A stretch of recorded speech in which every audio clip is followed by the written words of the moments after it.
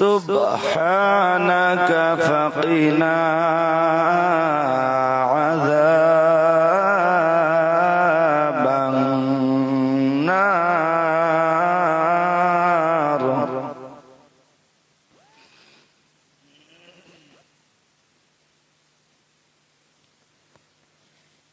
ربنا إنك من تدخل النار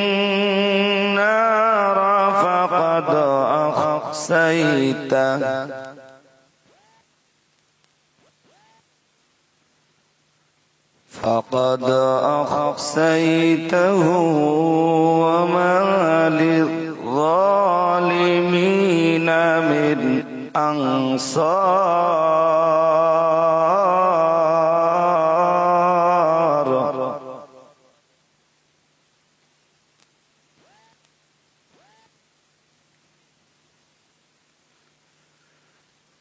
ربنا إننا سمعنا مناديا ينادي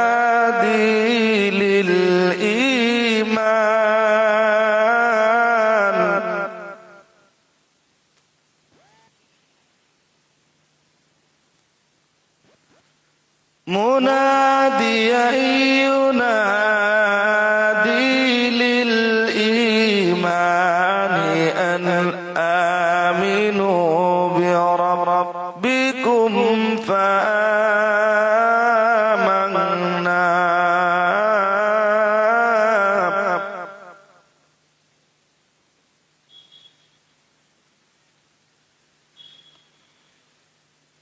ربنا فاغفر لنا ذنوبنا وكفر عنا سيئاتنا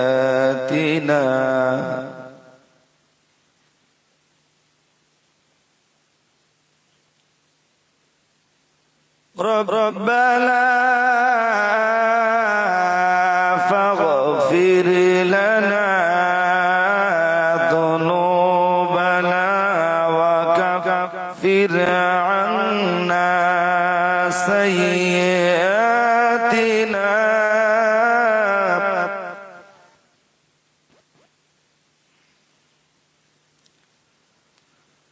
وكفر عنا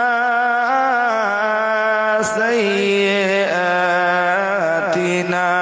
وتوفنا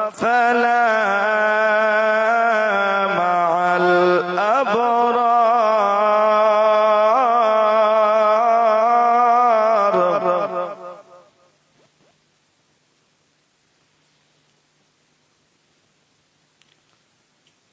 ربنا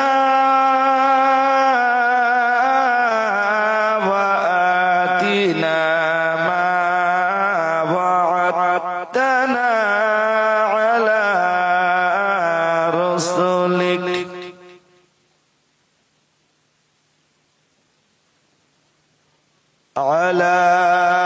رسلك ولا تخزنا يوم القيامة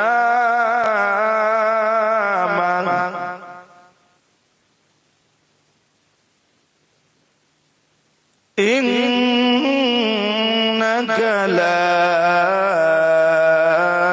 تخلف الميعاد.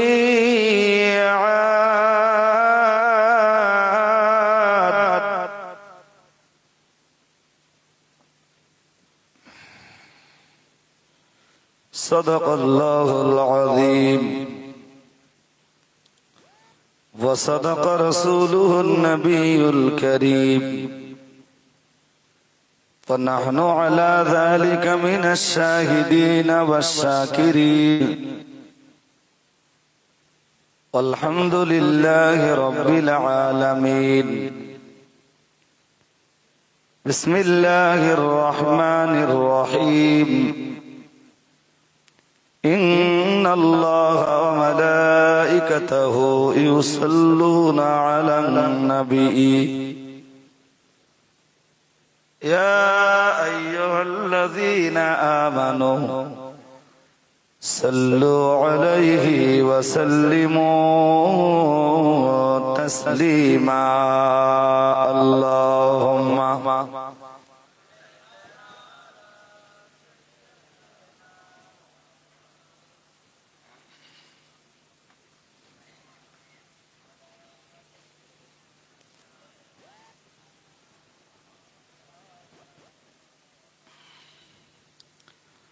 أعوذ بالله من الشيطان الرجيم بسم الله الرحمن الرحيم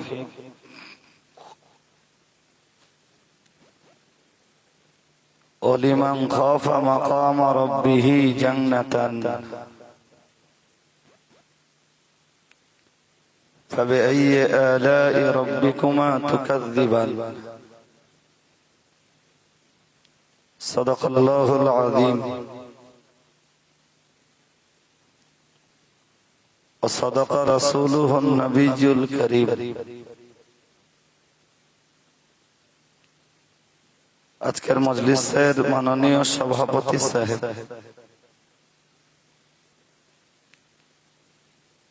আমন্ত্রিত ওলামায়ে হযরত, প্রধান অতিথি সর্বজন শ্রদ্ধেয় মুফতি সাহেব হুজুর কিবলা, সদ্য বিদায়ী বক্তা মাওলানা মুফতি ইসমাইল সাহেব হুজুর,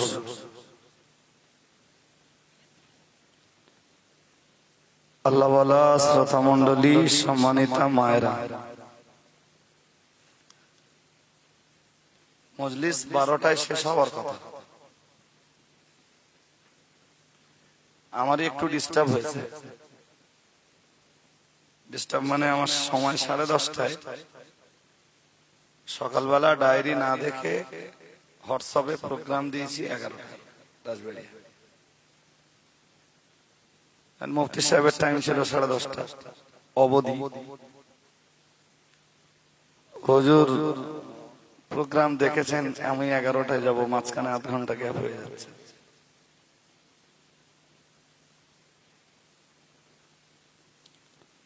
যাই হোক, সন্ধ্যার পরে আমি ফের যখন প্রোগ্রাম দেখলাম, তখন দেখলাম আমাদের ইসমাইল সাহেবও প্রোগ্রাম দিয়েছেন রাজবাড়িয়া 10:30 থেকে 11:30।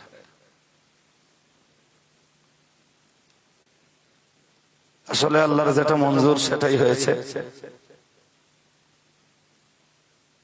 আমি একটু স্লো মোশনে এসেছি, তবু এসে দেখেছি মুফতি সাহেব সবে ছেড়ে বেরিয়েছে।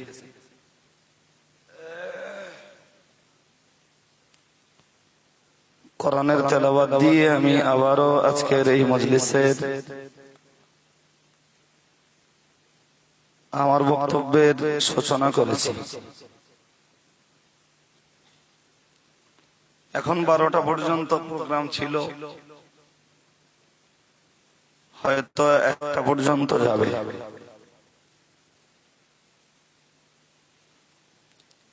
অনেক মানুষ এসছেন, আলহামদুলিল্লাহ। আমারও তো রাজবাড়িয়ায় আগের তুলনায় এখন আসবার পরিমাণ অনেক কম। জনগণের ডিমান্ড অনেক বেশি, তো চাহিদা অনেক বেশি। এই জন্য রাজবাড়িয়ায় বছরে 1-2 বার এলেই মনে হয় যে আমার জন্য যথেষ্ট হয়েছে।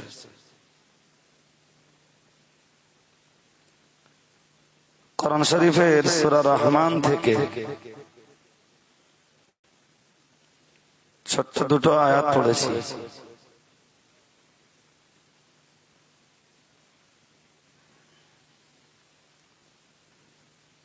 হ্যাঁ, পড়েছি। কেরাতটা পড়েছি সূরা আলে ইমরানের শেষের থেকে। যদি বলেন যে যেটা কেরাত পড়েছি ওইটা শুনবেন, তাও বলতে পারবো। আর বক্তব্যের জন্য যে আয়াতগুলো রেখেছি, দুটো আয়াত পড়েছি সূরা রহমান থেকে। চাইলে আপনারা চাইলে সেটাও আল্লাহ রাজি হলে বলতে পারবো। যদি ডিমান্ড করেন যে দুটো একদিনে বলতে হবে, সেটা তো নামুমকিন, অসম্ভব।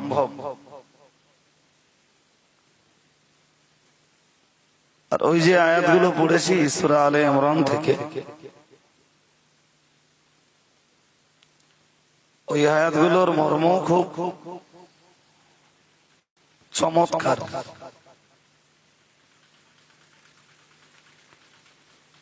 শুরু করার আগে সবাইকে বলছি,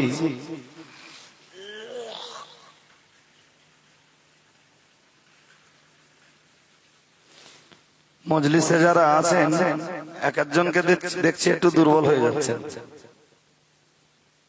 12টা বাজে, গরমের সময় মানুষের দেহের একটু ক্লান্তিও বেশি। এদের রান্না বান্নাও রেডি,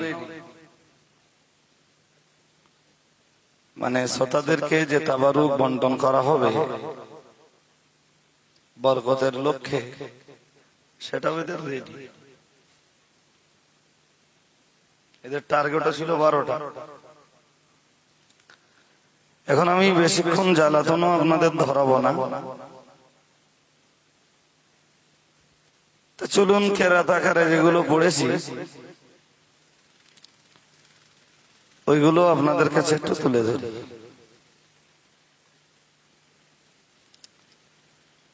কেরাত আকারে যে আয়াতগুলো পড়েছি ওটা সূরা আলে ইমরানের অংশ।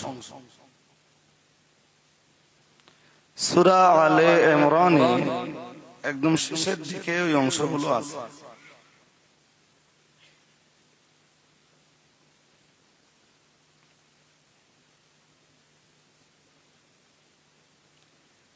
সূরা আলে ইমরানের 190 থেকে শুরু করেছি, থেমেছি 194 194 নম্বর আয়াত। মানে 90, 91, 92, 93, 94, টোটাল 5টা আয়াত। 5টা আয়াতের 5টাই খুব গুরুত্বপূর্ণ।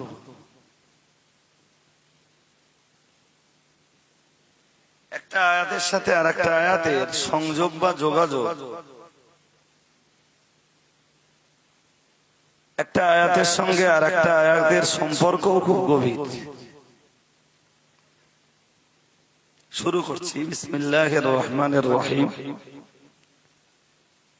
ইন্না ফী খালকিস সামাওয়াতি ওয়াল আরদ। যদি গভীর মনোযোগ না দেন বিষয়টা একটু জটিল, খুব একটা সরল নয়, এবং খানিকটা বলতে পারি সায়েন্টিফিক আলোচনা, বিজ্ঞানসম্মত খানিকটা আলোচনা। এই আয়াতগুলো তারাই ভালো বুঝবে যারা সায়েন্সের ছেলে। সায়েন্সের সঙ্গে কোরআনের একটা বিরাট সম্পর্ক, শুধু সম্পর্ক নয়, সুসম্পর্ক। তো আয়াতগুলো বুঝতে গেলে একটু বৈজ্ঞানিকদের যে থিওরি বা চিন্তা ভাবনা, সেগুলো একটু দরকার হবে। আমি যদিও বিজ্ঞান কিছু বুঝিনি, খুব ভালো বুঝি না। কোরআন শরীফের তাফসীরে যেমনটা পড়েছি, আল্লাহ চাইলে তেমনটা বলবো। তার আগে একটু বলি, এই আয়াতের ব্যাখ্যায় ইমাম বুখারী একটা হাদিস এনেছেন। সহিহ বুখারীর কিতাবুত তাফসীরে একটা হাদিস এনেছেন। আম্মা জান আয়েশা সিদ্দিকা রাদিয়াল্লাহু তাআলা আনহা থেকে উনি বলছেন, গভীর রাত্রে বেলায় রাসূলুল্লাহ যখন বাইরে বার হতেন, বেরিয়ে আল্লাহর আসমানের দিকে তাকাতেন, তাকিয়ে আয়াতটা পড়তেন, ইন্না ফী খালকিস সামাওয়াতি ওয়াল আরদ ওয়া ইখতিলাফিল লাইলি ওয়ান নাহার লাআয়াতিন লিউলিল আলবাব। সুবহানাল্লাহ। আরেকটু মন খুলে বলুন। এই আয়াতের শেষে আল্লাহ বলেছেন লা আয়াতিল লিউলিল আলবাব। এই আয়াতটা আমি মূর্খ লোকের জন্য দেইনি, এই আয়াতটা আমি বিবেক হারা মানুষের জন্য দেইনি, এই আয়াতটা বিবেক মৃত মানুষের জন্য আমি দেইনি। এই আয়াতটা দিয়েছি আমি তাদের জন্য যাদের বিবেক চাঙ্গা। সুবহানাল্লাহ। একটু মন খুলে বলো, যাদের বিবেক মুর্দা, যাদের বিবেক জিন্দা নয়, আমার এই আয়াত তাদের জন্য না। কারোর বিবেক যদি মুর্দা হয় এই আয়াতের কিছুই সে বুঝবে না। আল্লাহ ওই আয়াতের শেষেই বলে দিয়েছেন। সুতরাং আল্লাহর এই আয়াতটাকে নিয়ে গবেষণা করতে গেলে বিবেক হতে হবে চাঙ্গা, অতি চাঙ্গা। তাহলে আয়াতটা কিছুটা বলে যাবে।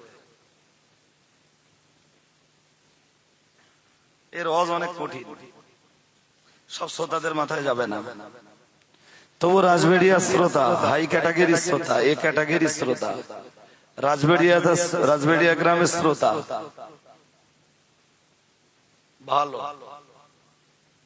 অতি উচ্চাঙ্গের শ্রোতা, আপনাদেরকে দিলে হয়তো আপনারা নিতে পারবেন।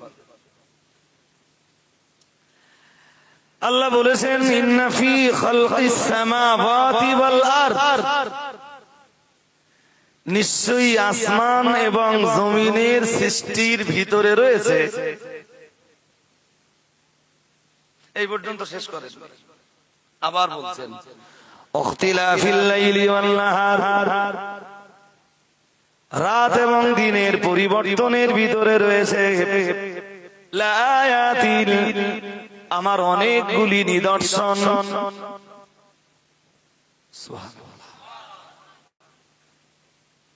আসমানের সৃষ্টিতে রয়েছে আমার নিদর্শন, জমিনের সৃষ্টিতে রয়েছে আমার নিদর্শন। আমি যে রাতকে দিনের ভিতরে পরিবর্তন করি আর দিনটাকে রাতের ভিতরে ঢুকিয়ে দেই, এর ভিতরেও রয়েছে অনেক নিদর্শন। সুবহানাল্লাহ। সবাই বলেন, একটু মন খুলে বলেন। ঘুম পাচ্ছে নাকি?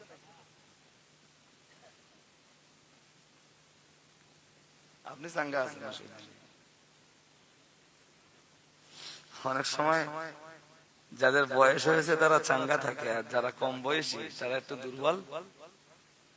আসলে আপনাদের দেহে যা আছে না, আমাদের দেহে আর থাকে। আমি তো খুব দুর্বল হয়ে গেছি, মানে প্রায় বুড়ো হয়ে গেছি। মাথার চুলও পাক ধরেছে, দাড়ি বাম সাইডে একটা পেয়ে গেছে, বুজুর্গ হয়ে গেছে। রাজবেড়িয়ায় যখন আমার লাইফের প্রথমবার আসি আমি, তখন আমি বাচ্চা ছিল। দেখতে দেখতে বহু বছর কেটে গেছে। এতদিন বাঁচিয়ে রেখেছেন আল্লাহ, তার কৃতজ্ঞতা করে আমি শেষ করতে পারবো না। যারা আছেন একটু মন দিয়ে 8 ঘন্টা শুনুন, বেশি শুনতে হবে না। কটা হলো? আসমান, জমিন, 2, রাত দিনের পরিবর্তন। আল্লাহ বলছেন প্রত্যেকটা জিনিসের ভিতরে আছে আমার নিদর্শন। কাদের জন্য? লিউলিল আলবাব, যাদের বিবেক আছে।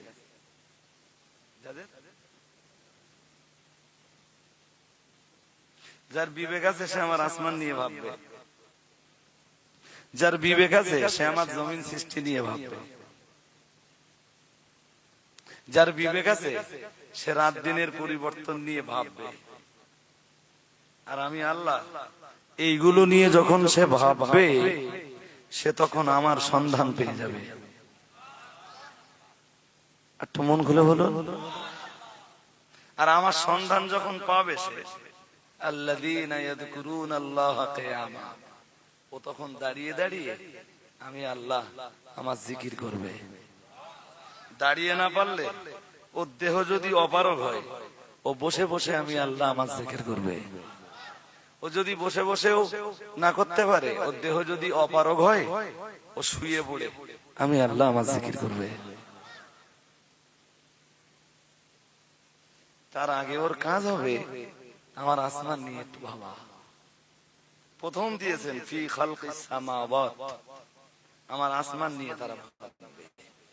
ওই জন্য নবী বলে মা আয়েশা সিদ্দিকা থেকে বর্ণিত হাদিসটা বুখারীতে এসেছে, নবী বাইরে উঠতেন, আসমানের দিকে তাকাতেন আর বলতেন ইন্না ফি খালকিস সামাওয়াতি ওয়াল আরদ ওয়াখতিলাফিল লাইলি ওয়ান নাহার লাআয়াতিন লিউলিল আলবাব। একটু মন খুলে বলুন, পারলে আপনি বলবেন। নবীর একটা সুন্নাত পালন হবে জীবনে। আয়াতটা মুখস্থ করে নেবেন, 190 190 নম্বর আয়াত, সূরা আলে ইমরানের শেষ রুকু। আসমানে সত্যি অনেক নিদর্শন আছে। আপনি আসমান নিয়ে যদি একটু ভাবেন, স্রষ্টাকে পেয়ে যাবেন। চল বৈজ্ঞানিকরা তো হারামি, ওরা হাজার গবেষণা করে হাজারো তথ্য বার করেছে স্রষ্টার ব্যাপারে। ওদের theory there is no god, সৃষ্টিকর্তা বলতে কেউ নাস্তিক। ওদের মন্তব্য আর বক্তব্য। আচ্ছা, এই বাচ্চাগুলো ঘুরে বেড়াচ্ছে কেন? আগে অজমের তৈরি বাচ্চা কাচ্চা বসতো, আরে মালগুলো এত রাত এখনো ঘুরে বেড়াচ্ছে।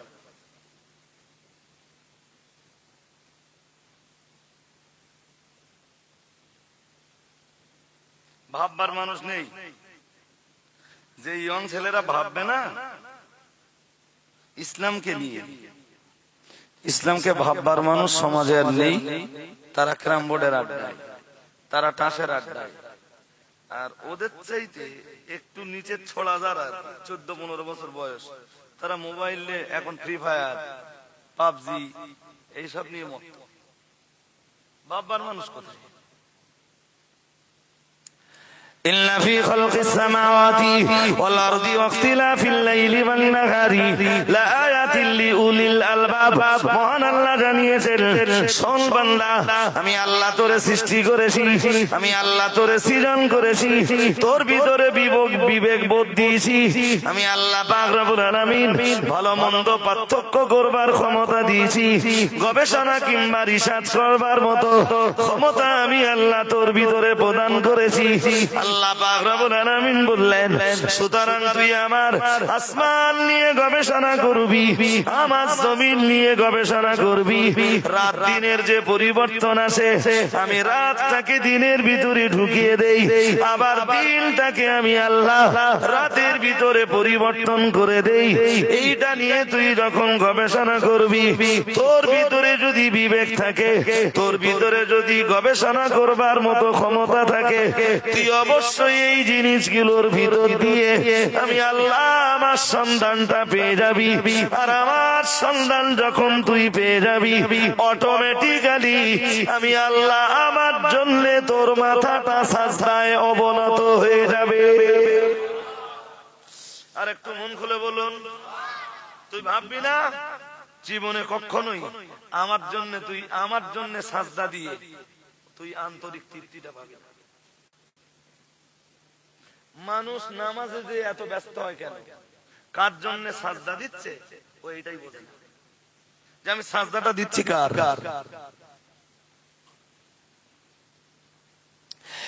এই সাজদাটা পাওয়ার উপযুক্ত শুধুমাত্র আমার আল্লাহ, কেন দ্বিতীয় কাউকে সাজদা করা শরীয়তে হারাম কেন? যতদিন পর্যন্ত এইগুলো নিজের মন থেকে বুঝতে না শিখবে, আল্লাহকে সাজদা দিয়ে ও কোনো তৃপ্তি, বলুন, ও কোনো মজা স্বাদ অনুভব করবে না। বান্দা, আল্লাহরে যদি তুমি চিনতে চাও, আল্লাহ বলতেছেন আসমানের দিকে তাকাও। কোন দিকে? আচ্ছা, আসমান কোনটা বলেন দেখি, আপনারা একটু বলে বোঝান। কোনটা দেখতে পাচ্ছেন?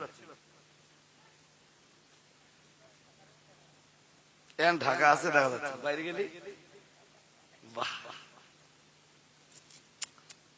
আকাশের ব্যাপারে কোরআনের 3টে তথ্য আছে, আমরা জানি না। আমরা এত নসিহত শোনার পরেও আসমানের এই 3টি তথ্যের ব্যাপারে আমরা ওয়াকিবহাল নই। আচ্ছা, আমি ফার্স্ট টাইম একটা তথ্য নেন, এক এক করে। ঘুম পাচ্ছে না তো? সবাই বলেন ঘুম পাচ্ছে? তাহলে ফার্স্ট টাইম একটা তথ্য নেন, আমি কোরআন থেকেই বলছি সব। الذي جعل لكم الأرض فراشا والسماء بناء وأنزل من السماء ماء। মহান আল্লাহ জানিয়েছেন, আল্লাহ পাক রব্বুল আলামিন জানিয়েছেন, তিনি সৃষ্টি করেছেন জমিনকে তোমাদের জন্য বিছানা রূপে। সুবহানাল্লাহ। একটু মন খুলে, এর আবার ব্যাখ্যা অনেক, একটুখান বলি। এই তো শুকনো মাটি তো, হ্যাঁ না বলেন?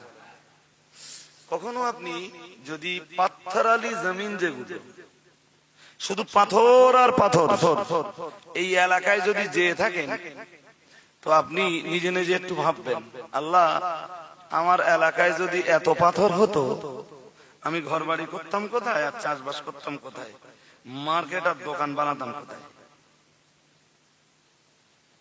আপনি সৌদি না গেলে বুঝতে পারবেন না।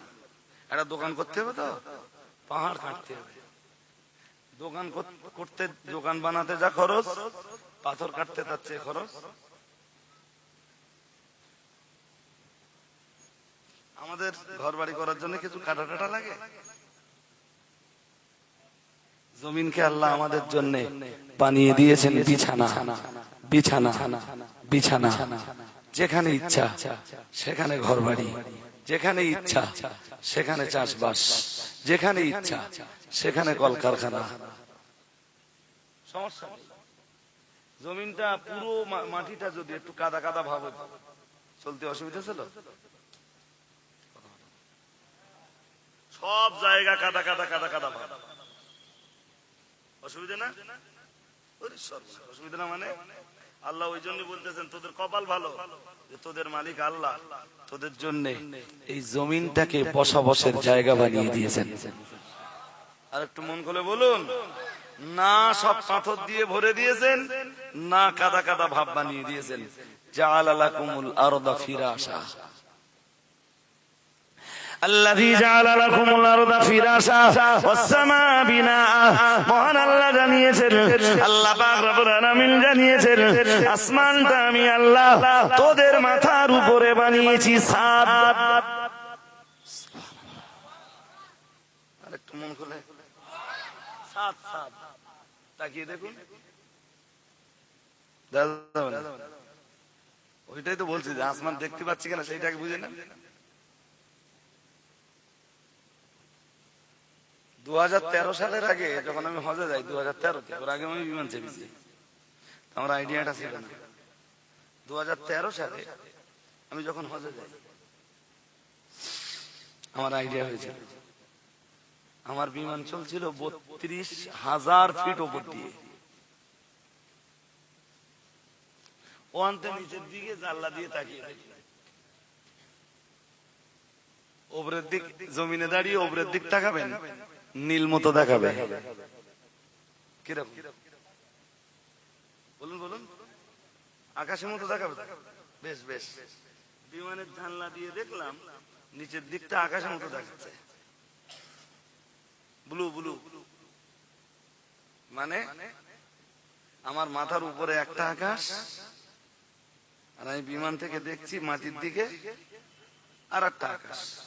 তাহলে আকাশ কটা হলো? একটা আমার নিচে আর একটা আমার উপরে। নীল মতো যেটা দেখতেছেন এটা আকাশ নয়, যেটা আমার ওই দিনের চিন্তা ভাবনা, আমার ব্রেনে ওই দিন যেটা এলো যে নীল মতো যেটা মানুষ দেখে এটা আকাশ না। আর এইটাই যদি আকাশ হয়, তাহলে এর তলায় যেটা আছে, যেটা নীল মতো দেখতেছি বিমানের নিচে, ওটা আর একটা আকাশ। এটা কি মানবেন? হ্যাঁ না, এটা কি মানবেন আপনারা? মানবেন না। আচ্ছা, ধরিয়ে নিলাম আকাশ, পানি কোত্থেকে হয়? কিছু বলে না। জোর করে বলেন পানি কোত্থেকে? হ্যাঁ, এবার বলেন এতদিন বলে আসলাম পানি হয়, আসতে আর আজকে ঘুরিয়ে বলতেছেন পানি হয়। আল্লাহ পাক কোরআনে যে আকাশের কথা বলেছেন, এই আকাশের সঙ্গে পানির কোনো সম্পর্ক নেই, কোন সম্পর্ক। আপনি জানেন যে এই মেঘগুলোর কত উপর দিয়ে বিমান চলে? আমাদের মাথার উপরে খুব বেশি না, খুব বেশি উপর থেকে পানি হয় না। আপনি মহাশূন্যের উপরে যে স্তরগুলো আছে, পাবজি না খেলে, ফ্রি ফায়ার না খেলে মোবাইলে দেখবেন, মাথার উপরে যে স্তরগুলো আছে 6টা স্তর। কয়টা? 6টা স্তর। আপনি গবেষণা করবেন, দেখবেন যে জেট বিমানগুলো চলে, ওই বিমানগুলো মেঘের অনেক উপর দিয়ে চলে। মানে পানি হয় মেঘ থেকে, পানি হয় নিচে, পানি হচ্ছে বিমানে, পানি লাগতেছে না, লাগবে কি? ও তো মেঘের উপরে। আকাশের সাথে কোন সম্পর্ক মেঘের কথা বলে না, মেঘের নেই। তাহলে আল্লাহ কেন বললেন ওয়ানজালা মিনাস সামাই মান, আমি আসমান থেকে পানি নাযিল করি? তাফসীরকারকরা লিখেছেন আকাশের 3টে তাফসীর। 3টে তাফসীরের প্রথম তাফসীর হলো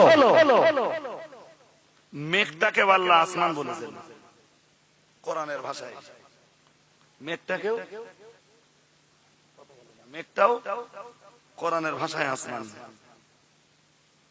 কিন্তু আকাশ বলতে আমরা যেটা বুঝি সেই আকাশ নয়। চলুন নাম্বার 2। এই যে মাটিতে আপনারা বসে আছেন না, ওই মাটি থেকে আসমানের দূরত্ব অনেক বেশি, অনেক। 500 বছরের রাস্তা। কত কত? ক্যালকুলেটর থাকে তা গুণ করে নেব ঝটপট। আছে ক্যালকুলেটর কারো মোবাইলে? কার কে মোবাইলে আসেনি? বার করেন, ঝুপ করে বার করেন। আসবে না মানে এসে যাও, আমি বলে দিচ্ছি। 500 মাইল এখান থেকে, হ্যাঁ, এখান থেকে আসমানের দূরত্ব 500 বছরের রাস্তা। একজন মানুষ একদিনে হাঁটতে পারে 16 মাইল। কত? যদি পায়ে হাঁটার গল্পটাই না, 16 মাইল। 16কে 365 দিয়ে গুণ করবেন, যে ফলাফলটা হবে 16 × 365, তাহলে 1 বছর হলো। ওইটারে 5 দিয়ে গুণ করবেন, যেটা হবে যদি পায়ে হাঁটার দূরত্বটা মেনে নেওয়া হয়, তাহলে এখান থেকে প্রথম আসমানের দূরত্ব হবে ঠিক ততটা। কিন্তু অ্যাকচুয়াল পায়ে হাঁটার গল্প না, গতিটা বিদ্যুতের গতি। কিসের গতি? 1,86,000 বর্গ মাইল যায় 1 সেকেন্ডে। বিদ্যুৎ 1,86,000 বর্গ মাইল 1 সেকেন্ডে যাবে। ওইটারে 60 দিয়ে গুণ করলে 1 মিনিট হবে। ওইটারে 60 দিয়ে গুণ করলে 1 ঘন্টা হবে। ওইটারে 24 দিয়ে গুণ করলে 1 দিন হবে। ওইটারে 365 দিয়ে গুণ করলে 1 বছর হবে। ওইটারে বিজ্ঞানের পরিভাষায় বলা হবে আলোকবর্ষ। কত? 1 বছরে আলো অত দূর গেছে। ওখান থেকে 500 বছর আলো যত দূর যেতে পারবে, প্রথম আসমানের দূরত্ব ততটা। সুবহানাল্লাহ। আর একটু মন খুলে বলুন। এই বিজ্ঞান আবার বলতেছে না কোথায় গেছে, মঙ্গল না কোথায়? হ্যাঁ না, শোনেননি আপনারা? কাগজ টাগজ পড়েন না? কোথার থেকে ঘুরে এসে বলবেন আমরা ঘুরে এসেছি। ক্ষমতা আছে নাকি যাবার?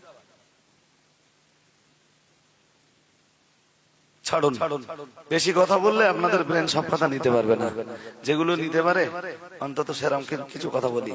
নাম্বার 2, কোরআনের আরেকটা আয়াত পড়ি, সূরা والسماء ذات البروج واليوم الموعود وشاهد ومشهود قتل أصحاب الأخدود النار ذات الوقود إذ هم عليها قعود وهم على ما يفعلون بالمؤمنين شهود মহান আল্লাহ কোরআন শরীফে জানিয়েছেন والسماء ذات البروج আল্লাহ পাক রব্বুল আলামিন জানিয়েছেন বুরুজ ওয়ালা আসমানের কসম যদি বুঝবার চেষ্টা করেন আশা করি আমার কথা আমার নয় কোরআনের কথা নিঃসন্দেহে বুঝবেন আল্লাহ পাক রব্বুল আলামিন কোরআন শরীফে 30 পারা সূরা বুরুজের ভিতরে জানিয়েছেন ওয়াস-সামাই যাতিল বুরুজ আল্লাহ পাক রব্বুল আলামিন জানিয়েছেন বুরুজ ওয়ালা আসমানের কসম বুরুজ মানে হলো কক্ষপথ সূর্য যে রাস্তায় চলে ওরে বলা হয় কক্ষপথ চন্দ্র যে রাস্তায় চলে ওরে বলা হয় কক্ষপথ ও বাবাজি রে ভাইরা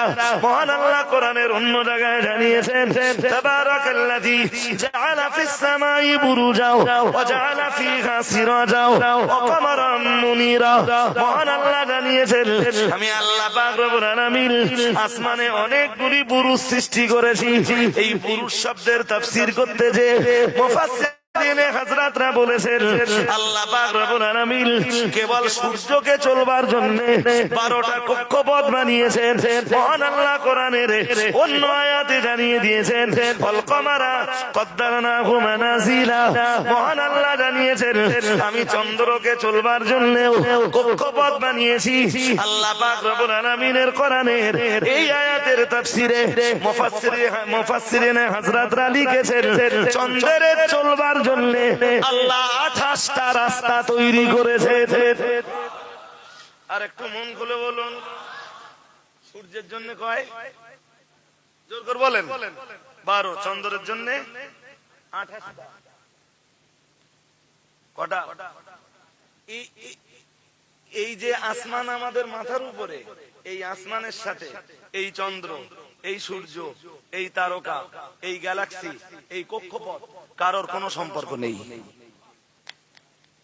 কারোর কোনো সম্পর্ক নেই এগুলো সব আসমান আর জমিনের মাঝখানে ঠিক মিডিলে ম্যাগনেটিক কায়দায় মানে চৌম্বক সিস্টেমে চৌম্বক পদ্ধতিতে আল্লাহ আসমান আর জমিন বানিয়েছেন জমিনে বসিয়ে দিয়েছেন চুম্বক আসমানে বসিয়ে দিয়েছেন চুম্বক জমিন থেকে কেউ কোনো জিনিস জোর করে উপরে ছুড়ে দিলে ও কিছুক্ষণের ভিতরে আবার নেমে আসবে আসমানে যে চুম্বক সিস্টেম করেছেন আল্লাহ কেউ প্রথম আসমানে পৌঁছে যাবার পরে ওখান থেকে যদি কোনো জিনিস এরকম করে ফেলে দেয় ওর হাতে যতটা শক্তি আছে ততটুকু নিচে আসবে তারপরে আবার উপরে চলে যাবে সুবহানাল্লাহ কয় না আর একটু মন খুলে বলুন এবার বুঝুন এখান থেকে দেখুন এইটা আসমান এইটা জমিন মনে করুন এই মিডিলটা হলো মধ্যাকর্ষণ শক্তি মানে আসমান ওদিকে টানতেছে আর জমিন নিচে টানতেছে এই মাঝখানে আল্লাহ চন্দ্র সূর্য তারকা গ্যালাক্সি সবকিছু সেট আপ করে দিয়েছেন একটু মন খুলে বলুন নিচের দিক দিয়ে কোনো প্লেয়ার নেই প্লেয়ার কলম আরে আপনি ভাবতেছেন না সূর্যটা পৃথিবীর চাইতে সায়েন্স বলছে 13 লক্ষ গুণ বড় কত এইরকম 13 লক্ষ পৃথিবী জোড়া দিলে যত বড় হয় সূর্য তার চেয়ে বড় সূর্য আচ্ছা বিজ্ঞানের কথা মেনে নিলাম আচ্ছা যে জায়গাটাই এত বড় সূর্যরে সেট আপ করেছেন ও জায়গাটা কি ছোট শুধু বড় না অনেক বড় জান্নাতের জায়গা তার চেয়ে একটু মন খুলে বলুন দুই একজন কয় না পাড়ায় দেখবেন দুই একজন আছে সবাই যদি জান্নাতে যায় তো জান্নাত জায়গা হবে কেউ কেউ বলে সবাই যদি জান্নাতে যায় তো জাহান্নামে যাবে কে জাহান্নামে তুমি যাবা তোমারে দেবে আল্লাহ তুমি তো জান্নাতে যেতে যাচ্ছ না তুমি যাচ্ছ জাহান্নামে যেতে তোমার জাহান্নামে দিয়ে আল্লাহ জাহান্নাম ভর্তি করাবে এখানে কোরআনের একটা আয়াত আছে 26 পারা সূরা কফ আল্লাহ পাক রব্বুল আলামিন জানিয়েছেন ইয়াওমা নাকুলু নাকুলু লিজাহান্নামা হাল ইমতালাতি ওয়া তাকুলু হাল মিন মাজিদ। মহান আল্লাহ জানিয়েছেন সবাই যেদিন জাহান্নামের ভিতরে চলে যাবে, तमाम জান্নাতীরা সবাই জান্নাতের ভিতরে চলে যাবে, तमाम জাহান্নামীরা যখন জাহান্নামের ভিতরে চলে যাবে, আল্লাহ পাক রব্বুল আলামিন জাহান্নামকে ডেকে জিজ্ঞেস করবেন। আল্লাহ পাক রব্বুল আলামিন নিজেই জানিয়েছেন ইয়াওমা নাকুলু লিজাহান্নামা, আমি সেদিন আমার জাহান্নামকে ডাক দিয়ে বলবো হালিম তালাতি, ওরে জাহান্নাম তোর পেট কি ভর্তি হয়েছে, তোর গর্ত কি ভর্তি হয়েছে। জাহান্নাম সেদিন আওয়াজ দিয়ে বলবে ও রব্বুল আলামিন তাকুলু হাল মিন মাসজিদ, ও রব্বুল আলামিন আরো আছে নাকি আল্লাহ।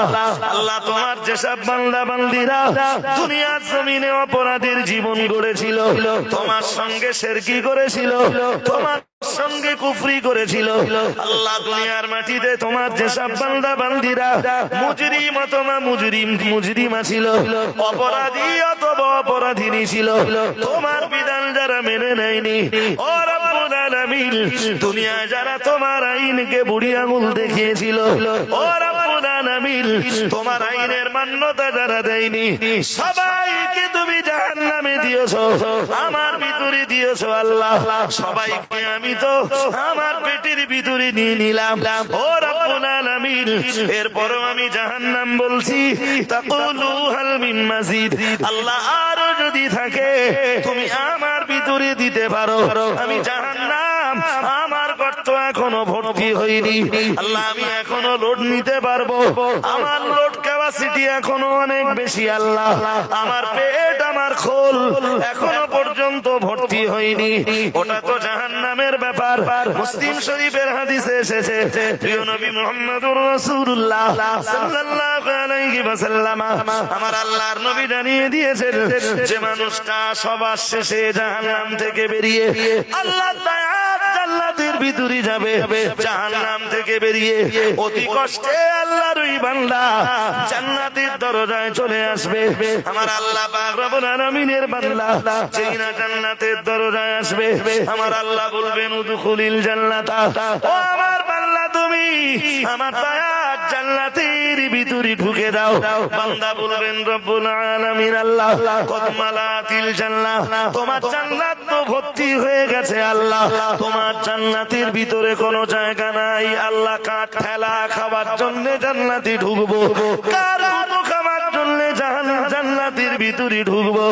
ও রব্বুল আলামিন জান্নাতের গেটটাই আমার বড় সুন্দর লেগেছে আল্লাহ, জান্নাতের ভিতরে আমার ঢুকবার দরকার হবে না, আমার জন্য জান্নাতের কোনো সিট খালি নেই। আমার আল্লাহ আবার বলবেন বান্দা জান্নাতের ভিতরে তুই ঢুকে দেখ, আমি আল্লাহ পাক রব্বুল আলামিন আমার জান্নাতের ভিতরে তোর জন্য জায়গা করে রেখেছি। বান্দা আবার বলবেন আল্লাহ কদ মালাতিল জান্নাহ, আল্লাহ তোমার দয়ার জান্নাত তো ভর্তি হয়ে গেছে আল্লাহ, আমি জান্নাতের লাস্ট ক্যান্ডিডেট, আমার পরে আর কেউ জাহান্নাম থেকে বার হবে না, তোমার দয়ার জান্নাতের ভিতরে কেউ ঢুকতে পারবে না। আল্লাহ আমি লাস্ট ক্যান্ডিডেট মানে আমার আগে তো জান্নাতের ঘর আর জান্নাতের সিট সবাই তো দখল করে নিয়েছে আল্লাহ, এখন আর আমি জান্নাতের ভিতরে যেয়ে কোনো জায়গা পাবো না আল্লাহ। আমার আল্লাহ বলবেন উদখুলিল জান্নাহ, বান্দা আবার বলছি আমার জান্নাতের ভিতরে ঢোক। বান্দায় আল্লাহরে জিজ্ঞেস করবেন আর রব্বুল আলামিন আপনি কি আমার সঙ্গে তামাশা করছেন, আমাকে নিয়ে কি খেলা করছেন? আমার আল্লাহ পাক রব্বুল আলামিন বলবেন তামাশা করা, খেলা করা, ঠাট্টা করা, বিদ্রুপ করা ওটা আমি তোর মাবুদ আমার কাজ নয়, ওটা ছিল পৃথিবীতে আমার সৃষ্টির কাজ, আমার মখলুকের কাজ। আমি আল্লাহ কারোর সাথে তামাশা করি না, আমি আল্লাহ কারোর সাথে ঠাট্টা করি না, বিদ্রুপ করি না। বান্দারে তুই জান্নাতের ভিতরে ঢুকে দেখ, আমার দুনিয়াটা তুই যত বড় দেখেছিলি ওই রকম 10টা দুনিয়া জোড়া দিলে যতটা জায়গা হয়, তোর মতো জান্নাতের লাস্ট ক্যান্ডিডেট চললে আমার জান্নাতে আমি তার চাইতেও বেশি জায়গা রেখে দিয়েছি। আর একটু মন খুলে বলুন, এই হাদিস শুনলেই সায়েন্সের ছেলেরা বলবে অত জায়গা কোথায়? যে আল্লাহ পৃথিবীর চাইতে 13 লক্ষ গুণ বড়, এই সূর্যটাকে মহাশূন্যের উপরে সেট আপ করে রাখতে পারেন বিনা খুঁটিতে, বিনা পিরিয়ালে, উপরের দিকে কোনো তার না দিয়ে। কেউ আজ পর্যন্ত বলেছে যে সূর্যের পিছন দিক দিয়ে কোনো তার টার আছে? আর সে তার থাকলেও পুড়ে যাবে। তার থাকলেও কেন জানেন? হাদিস শরীফে এসেছে প্রতিদিন আল্লাহর 2 জন ফেরেশতা সূর্যের উপরে পানি ঢেলতেছে। কিসের উপরে? জোর করে বলেন কিসের উপরে? যদিও 13 লক্ষ গুণ বড়, বিজ্ঞান কি দিয়ে মেপেছে আমি জানি না, আর কোথায় দাঁড়িয়ে মেপেছে তাও জানি না। সূর্যের কাছে যাওয়ার মতো কোনো ক্ষমতা নেই। ওই 2 ফেরেশতা যদি প্রতিদিন পানি না ঢালে, যদি প্রতিদিন পানি না দেয়, পৃথিবী পুড়ে ছাই হয়ে যাবে।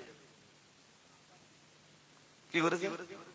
আন্দাজ করে বলতেছে 13 লক্ষ গুণ, ওর চেয়ে বেশি বড় হতেও, আবার ওর চেয়ে ছোট হতেও বিজ্ঞান যা বলতে সমান। তবে হ্যাঁ, একটু চিন্তা ভাবনা করেছে। এরপরে ওরা আল্লাহরে খুঁজে,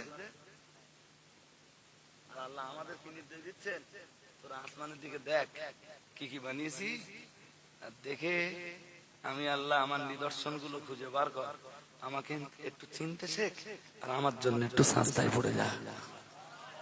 একটু মন খুলে বলুন। জান্নাতে যে এত, আরে বাবা, এ তো মহাশূন্যের মাঝখানে সূর্য সেট আপ করে রেখেছেন, আর আল্লাহ 7 আসমানের উপরে জান্নাত বানিয়েছেন। কোথায় বলেন? বিজ্ঞানের 14 পুরুষ চেষ্টা করলো সেখানে পৌঁছতে। দুনিয়ার 3 জন নবী ওপরে গেছে, তাই ফিরে আসতে পারেনি।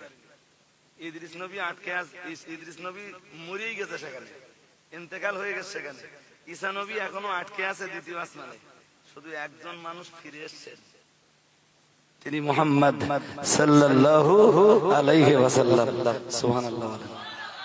নবীরা যদি ওপরে দিয়ে ফিরে না আসতে পারে, বিজ্ঞান ফিরে আসতে পারবে?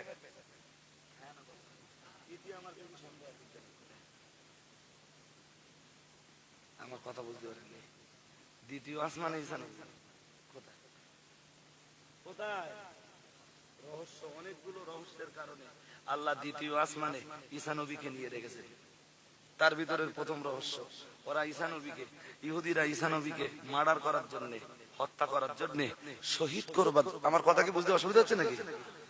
জি, শহীদ করবার জন্য, ঈসা নবীকে মেরে দেওয়ার জন্য, ঈসা নবীর যখন ঘর ঘেনে নিল, ঈসা নবীর ঘরের ভিতরে তার 12 জন সৈনিক ছিল। ঈসা নবী বললেন, মান আনসারি ইলাল্লাহ, কে আমাকে সাহায্য করবা আল্লাহর খুশির জন্য বলো। 12 জনই বললো নাহানু। ওদিকে তাকাচ্ছে কেন? আওয়াজ হলেই পিছনে তাকাতে হবে না? না দুটো খাইয়ে খেয়ে দিয়ে নিলেন, নেতারা শুরু করলে না। আমি বেশিক্ষণ জ্বালাতন করবো না, হয়ে গেছে আমার প্রায়। ছাড়ুন। কি বোঝাচ্ছিল? ওই মাথার তো একবার চলে গেলি না, আমি আর ওটা বোঝাতে পারবো না। হ্যাঁ, 12 জন সৈন্য তথা ঈসা নবীর উম্মত সেদিন ঘরের ভিতরে। নবী ঈসা বললেন, কারা? সবাই বলল, আমরা সবাই সাহায্য করব। নবী ঈসা বললেন, এই মুহূর্তে কে আছো, কে আছো আমার জন্য নিজের জীবনটা দেবে? আল্লাহ আমার চেহারাটা তাকে দান করবেন, আর আমাকে এখান থেকে আসমানে তুলে নেবে। সুবহানাল্লাহ। আর তো মন খুলে বলুন। 12 জনের ভিতরে যার বয়স ছিল সবচেয়ে কম, যে ছিল সবচেয়ে বাচ্চা, সেই ছেলেটা উঠে দাঁড়িয়ে বলল, একজন নবীর জন্য নিজের জীবনটা উৎসর্গ করে দিতে পারাটা সৌভাগ্যের ব্যাপার। আমি আমি আমি আমি রেডি। ঈসা নবী বললেন, শোনো, তোমার এই হাত পা অঙ্গ প্রত্যঙ্গ সব তোমার মতো থাকবে, কিন্তু চেহারাটা হয়ে যাবে আমার মতো। ওরা আমার ঘর ঘিরে রেখেছে, ঘরে আল্লাহ এক্ষুনি আমার তুলে নেবেন, আমারে পাবে না, তোমার এই ঈসা মনে করে হত্যা করবে, শহীদ করে দেবে তোমার। আল্লাহ 1 নিমিষও দেরি না করে ঈসা নবীকে তুলে নিলেন। ঈসা নবীর চেহারাটা ঈসা নবীর ওই বাচ্চা শিষ্যকে দিলেন। জি, ইহুদিরা ঘরে ঢুকলো, ঈসা নবী মনে করে ঈসা নবীর ওই শিষ্যটাকে মেরে ফেললেন। মাথাটা পুরো ঈসা নবীর মতো, দেহটা তার মতো। কেউ বললো এটা ঈসা, আর কেউ বললো ঈসা নয়। বদমাইশরা বলল আমরা ঈসা নবীকে হত্যা করেছি। আল্লাহ তার জবাবে কোরআনের আয়াত নাযিল করে বলেছেন, ওমা কতালুহু ওমা সালাবুহু ওয়ালাকিন শুববিহা লাহুম। আল্লাহ বলেছেন তারা ঈসাকে হত্যাও করতে পারেনি, শুলেও চড়াতে পারেনি, বাল রাফাহুল্লাহ, বরং আল্লাহ তাকে আসমানে উঠিয়ে নিয়েছেন। কোথায় কোথায়? জোর করে বলেন কোথায়? আসমানে তুলে নিয়েছেন, দ্বিতীয় আসমানে। তখন 33 বছর বয়স, ঈসা নবী দ্বিতীয় আসমানে চলে গেছেন, আজও দ্বিতীয় আসমানে আছেন। এখনো 33 বছর বয়স, চামড়া টামড়া গুটিয়ে যায়নি, যেমন ইয়াং ছিলেন এখনো তেমন ইয়াং আছেন। যেদিন পৃথিবীতে আসবেন সেদিনও নবী ঈসা তেমন ইয়াং থাকবেন। বয়স 33 বছর একদিন হবে না, ওই 33 বছর বয়স নিয়ে ঈসা নবী আবার দুনিয়ায় আসবেন। যখন আসমানে চলে গেছেন তখনও বিয়ে করেননি, ঈসা নবী আসবেন। আমাদের নবী বলেছেন ওয়ায়াতাযাওয়াজু ইয়ানজিলু ঈসা ইবনে মারইয়াম, মারইয়ামের বেটা ঈসা পৃথিবীতে আসবেন। ওয়ায়াতাযাওয়াজু, তিনি বিয়ে করবেন। ওয়াইউলাদু লাহু, তাকে সন্তান দেওয়া হবে। সুম্মা ইয়ামুতু, তারপরে তিনি মারা যাবেন। ফায়ুদফানু ফি মাইয়া কবরি, আমার রওজায়ে আকদাসের ভিতরে তার জন্য একটা জায়গা রাখা হবে, সেই জায়গাতে আল্লাহর নবী ঈসার কবর হবে। আজও তামাম বিশ্বের হাজী সাহেবরা দেখে আসে ঈসা নবীর জন্য নবীর রওজায়ে আকদাসের ভিতরে হযরত আবু বকরের, রাসূলুল্লাহর পরে আবু বকর, আবু বকরের পরে ওমর, আর ওমরের পাশের যে জায়গাটা খালি আছে ওই জায়গাটা আল্লাহর নবী ঈসার জন্যই বরাদ্দ।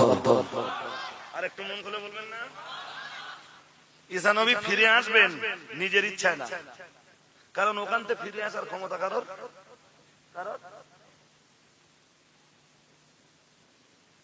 ইদ্রিস নবী গেছে আর ফিরে আসলেন।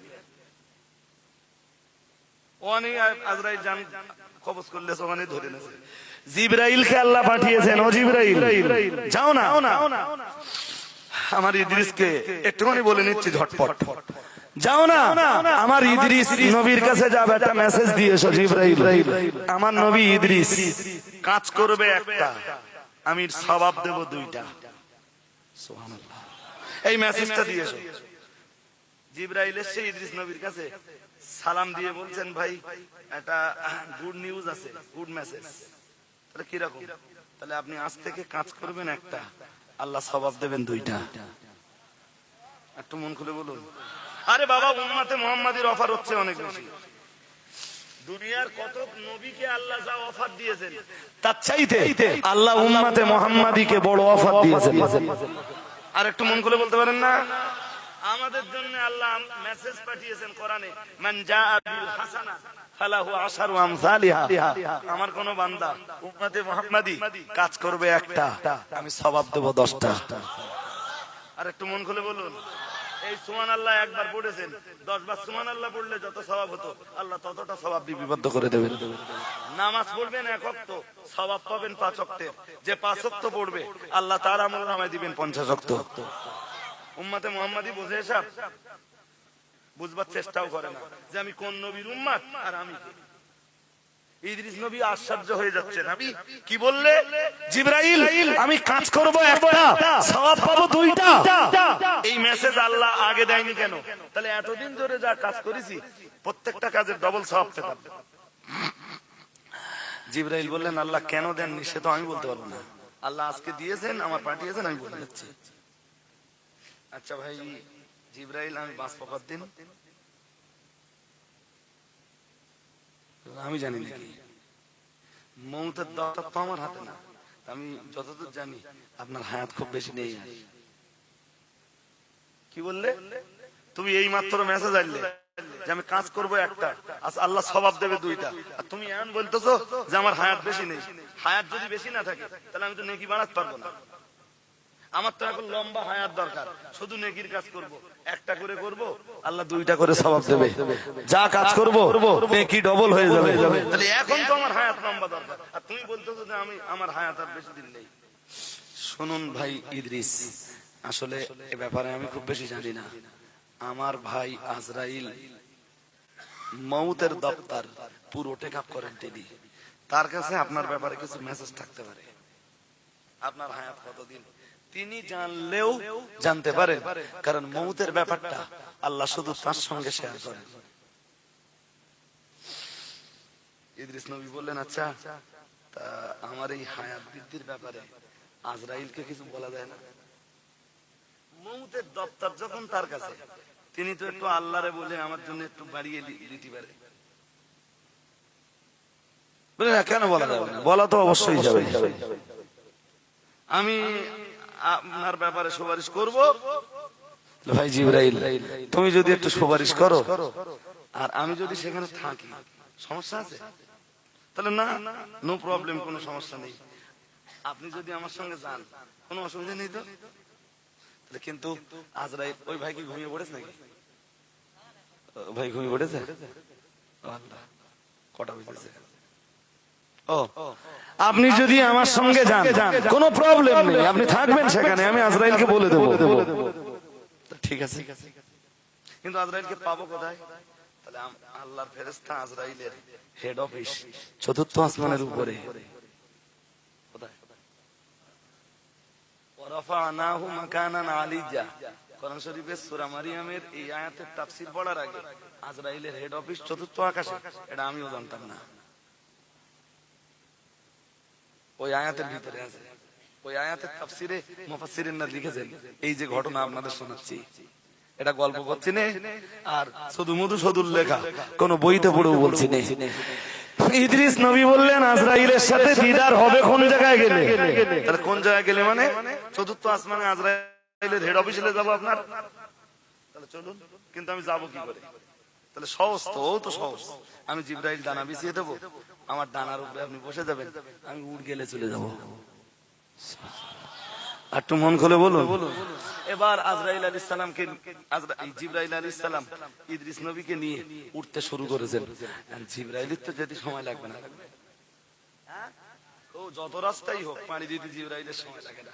জিবরাইল খুব অল্পক্ষণে চতুর্থ আকাশে উপরে আজরাইলের হেড অফিসের পিছনে ইদ্রিস নবীকে নামিয়ে দিয়ে বললেন, ভাই ইদ্রিস, উইদাউট ইনফরমেশনে দুজনে এসেছি, এটা আজরাইলের দপ্তর।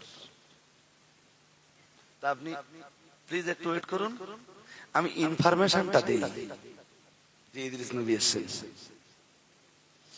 জিবরাইল গেছে আজরাইলের দপ্তরে ইনফরমেশন দিতে। জিবরাইল দেখে সালাম দিলেন, আজরাইল দেখে সালাম দিলেন। জিবরাইল জবাব দিলেন, ভাই জিবরিল, আপনি ফেরেশতাদের leader, without information, no information আপনি হঠাৎ চলে এলেন। আসলে আমি কি আর এসেছি? ইদ্রিস নবীর জন্য আমাকে আসতে হয়েছে। একটু মন খুলে হলো। তাহলে ইদ্রিস নবীর আমার কি হলো? তাহলে কি হলো মানে, আল্লাহর নবী ইদ্রিস আলাইহিস সালামের কাছে আল্লাহ পাক রব্বুল আলামিন পৌঁছে দেওয়ার জন্য একটা মেসেজ আমায় দিলেন। ওই মেসেজে আল্লাহ বলে দিলেন, যাও জিবরাইল, আমার ইদ্রিসকে যে মেসেজটা দিয়েছো, আমার ইদ্রিস আজ থেকে নেকির কাজ করবে একটা, আর আমি আল্লাহ তাকে সওয়াব দেব দুইটা।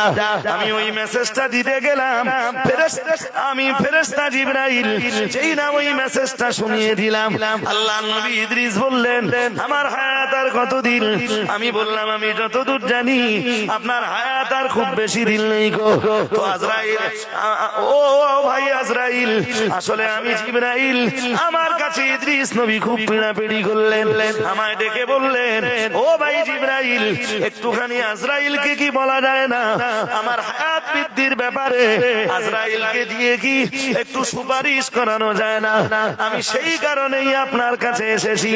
ও বাবাজিরা ভাইরা, আল্লাহর ফেরেশতা আজরাইল বললেন, ও ভাই জিবরাইল, বেয়াদবি নেবেন না, কিন্তু আপনার কাছে জানতে চাইছি ভাই, একটু দয়া করে কি বলবেন আল্লাহ নবী ইদ্রিস এখন কোথায়?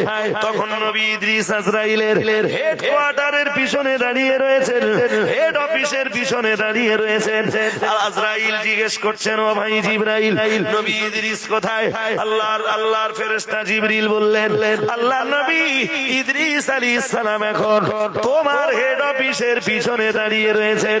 কথাটা শুনে ফেরেশতা জিবরাইল সুবহানাল্লাহি ওয়া বিহামদিহি, সুবহানাল্লাহি ওয়া বিহামদিহি, সুবহানাল্লাহিল আযীম, সুবহান রাব্বিয়াল আলা, সুবহান রাব্বিয়াল আযীম, সুবহান রাব্বিয়াল আলা, সুবহান সুবহান রাব্বিয়াল আযীম, সুবহানাল্লাহ, আলহামদুলিল্লাহ পড়া বন্ধ করছিলেন না, শুধু আল্লাহর কৃতজ্ঞতা করছিলেন, তাসবিহ পড়ছিলেন, তাহমিদ আদায় করছিলেন। ফেরেশতা জিবরাইল বললেন, ও ভাই আজরাইল, ইদ্রিস নবীর কথাটা শুনে আপনি এত সুবহানাল্লাহ আলহামদুলিল্লাহ পড়ছেন, বিষয় তো বুঝলাম না।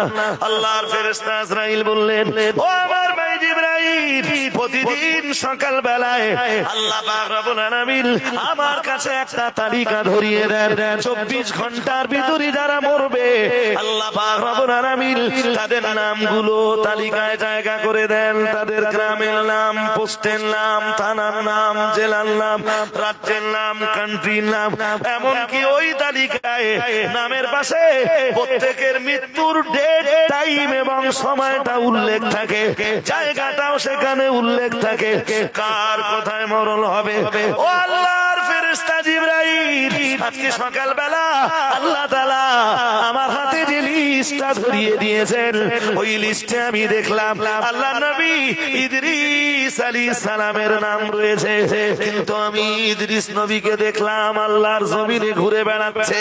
আমি ইদ্রিস নবীর নামের পাশে ভালো করে তাকিয়ে দেখলাম ইদ্রিস নবীর মউতটা লেখা আছে চতুর্থ আসমানে, আজরাইলের হেড অফিসের পিছনে। ও ভাই জিবরাইল, কিন্তু একটু আগে আমি তাকিয়ে দেখলাম আল্লাহর নবী ইদ্রিস আলাইহিস সালাম আল্লাহর জমিনে ঘুরে ঘুরে বেড়াচ্ছেন।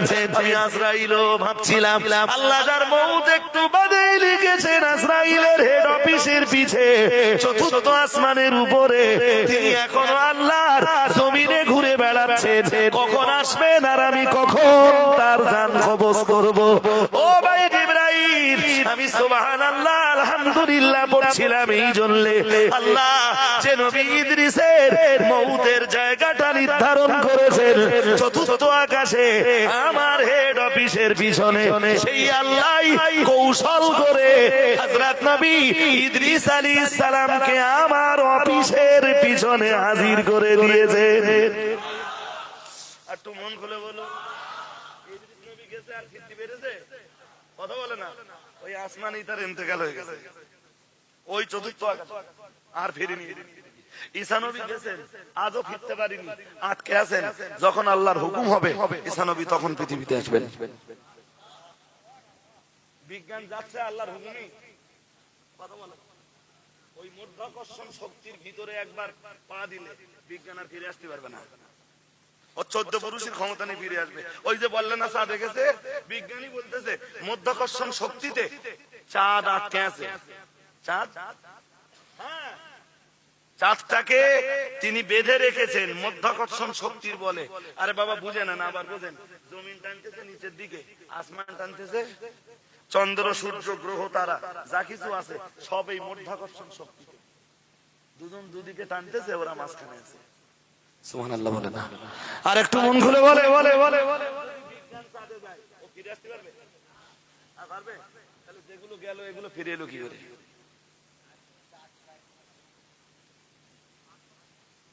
জিওগ্রাফির ছেলে যারা আছে, সায়েন্সের ছেলে যারা আছে, তোমাদের সাথে ভাই আমার মতামতের মিল নাও হতে পারে, কিন্তু তোমরা এটাও জেনে রেখো নাসার বিজ্ঞানীরা ফিরে আসবার পরে পৃথিবীর 28টা কান্ট্রি ওদের উপর সন্দেহ করে।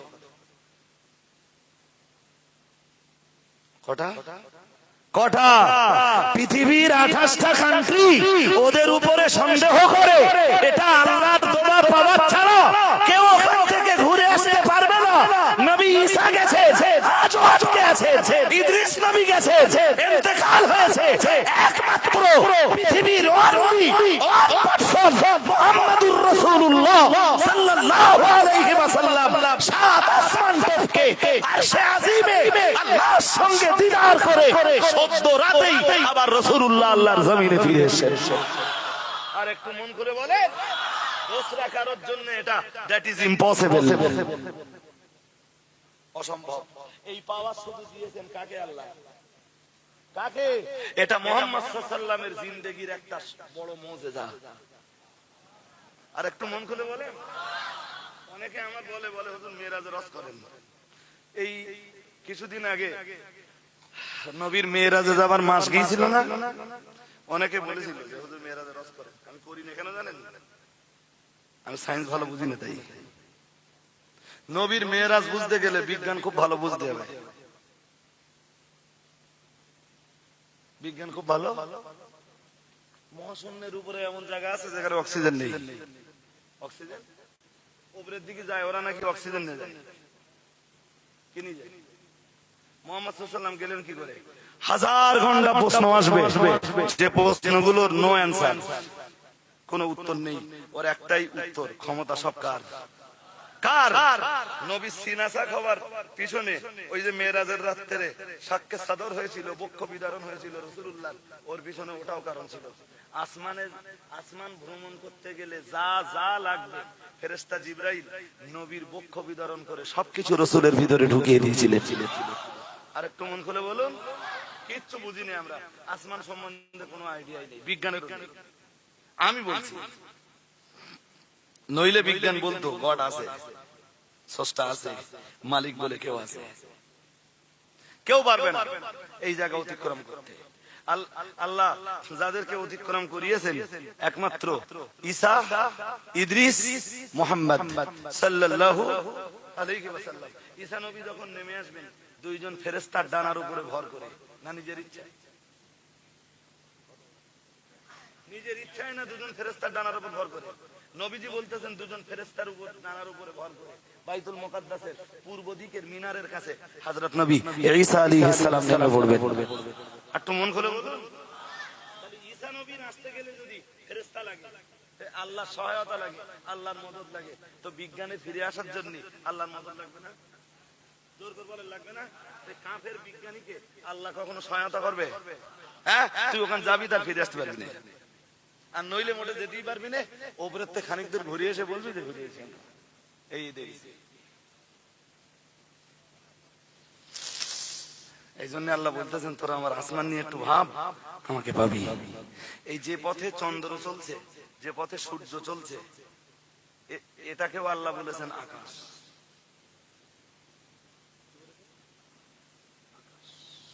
পানি হচ্ছে, কথা বলে না, ভুলে গেছে। বলেছিলাম আকাশের কটা ব্যাখ্যা? তিন ব্যাখ্যা। তিন ব্যাখ্যার ভিতরে প্রথম ব্যাখ্যা, পানি হয় আকাশ থেকে। আকাশ দ্যাটস মিন মেঘ। কি থেকে? মেঘটাকে আল্লাহ আকাশ বলেছেন। নাম্বার দুই, এই চন্দ্র সূর্য যে কক্ষপথে তারকারা যে পথে ঘুরে বেড়ায়, এই পথটাকেও আর এই জায়গাটাকেও আল্লাহ আসমান বলেছেন। নাম্বার তিন, এবার তিন নম্বরটা কোরআন দিয়ে বলি। আল্লাহ পাক রব্বুল আলামিন জানিয়েছেন আল্লাযী খালাকা সাবআ সামাওয়াতি তিবাকা মা তারা ফি খালকির রহমানি মিন তাফাবুতিল ফারজি'ল বাসারা হাল তারা মিন ফুতুর সুম্মা রজি'ল বাসারা কাররাতাইন ইয়ানকালিব ইলাইকাল বাসারু খাসিআ ওয়া হুয়া হাসির। আল্লাহ পাক রব্বুল আলামিন অন্য আয়াতে জানিয়েছেন ওয়া বানাইনা ফাওকাকুম সাবআন শিদাদা। আল্লাহ পাক রব্বুল আলামিন কোরআন শরীফের 30 পারার প্রথম সূরা সূরা নাবার ভিতরে জানিয়েছেন ও বানাইনা ফাওকাকুম সাবান শিদাদা। আল্লাহ পাক রব্বুল আলামিন জানিয়েছেন তাকিয়ে দেখ তোরা, আমি আল্লাহ পাক রব্বুল আলামিন তোদের মাথার উপরে শক্ত সাতটা মজবুত সাতটা আসমান বানিয়েছি। একটু মন খুলে বলুন, কটা আকাশ? কটা? সে পর্যন্ত আমাদের নজর না পৌঁছতে পারে, পৌঁছাতে নাও পারে আমাদের চোখ সেখানে। আবার আল্লাহ ক্ষমতা দিলে পৌঁছাতেও পারে। পৌঁছাবে কিনা, পৌঁছাবে কি পৌঁছাবে না, আমি সেটা বলতে পারবো না। তবে এতটুকু বলবো, যে সাতটা আসমান আল্লাহ তৈরি করেছেন, ওই আসমান গুলো খুব মজবুত। খুব এই মাটি থেকে প্রথম আসমানের দূরত্ব যতটা, প্রথম আসমানটা ততটা মোটা, আবার অতটা মহাশূন্য। তারপরে দ্বিতীয় আকাশ, দ্বিতীয় আকাশটা ততটা মোটা, তারপরে আবার অতটা মহাশূন্য, তারপর তৃতীয় আকাশ, তৃতীয় আকাশ অতটা মোটা বা পুরু, তারপর অতটা মহাশূন্য, তারপর চতুর্থ আকাশ। এই করে করে সপ্তাকাশ। অনেকে প্রস্তুত পারবে বলে মনে হয়? ক্ষমতা আছে? চাচা বলতে বয়স পাবে না? যাক ছাড়েন, আমি যেটা বলতে চাচ্ছিলাম, আল্লাহ অন্য আয়াতে বলছেন চলুন সালামটা পড়ে নিয়ে আর অল্প কিছু কথা বলে তারপর ছাড়বো, এখনো কমপ্লিট হয়নি। ইন্না ফি খালকিস সামাওয়াতি ওয়াল, অন্তত সামাওয়াতটা তো হোক, তারপর অন্যদিন আবার আর নিয়ে হবে। আজকে চলুন সালামটা পড়ে নেই। ইয়া নবী সালাম,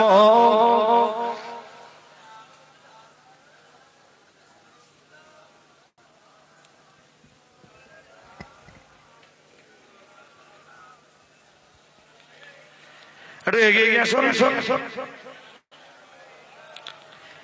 আমার আছে আপনার দিবানা, আপনি যে মোদের ঠিকানা, কবে যাব আবার মদিনা, পাঠালাম সালামের নজরানা, ইয়া নবী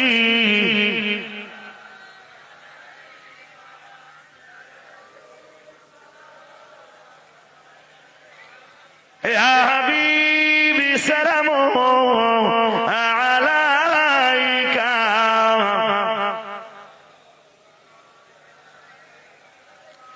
নবীদের সরদার সাজিয়া আসিলেন ধরায় নামিয়া, শোনালেন কোরআনের বাণী, আমেনার নয়নের মনি, ইয়া নবী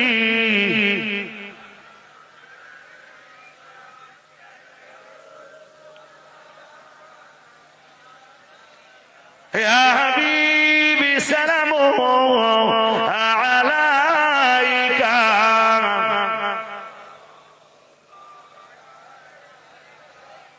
তোমারি ওসিলা দিয়া কাদিলেন আদম ও হাওয়া, মাবুদের হইল দয়া, কবুল করিলেন দোয়া, ইয়া নবী ইয়া রাসূল সালাম আলাইকা,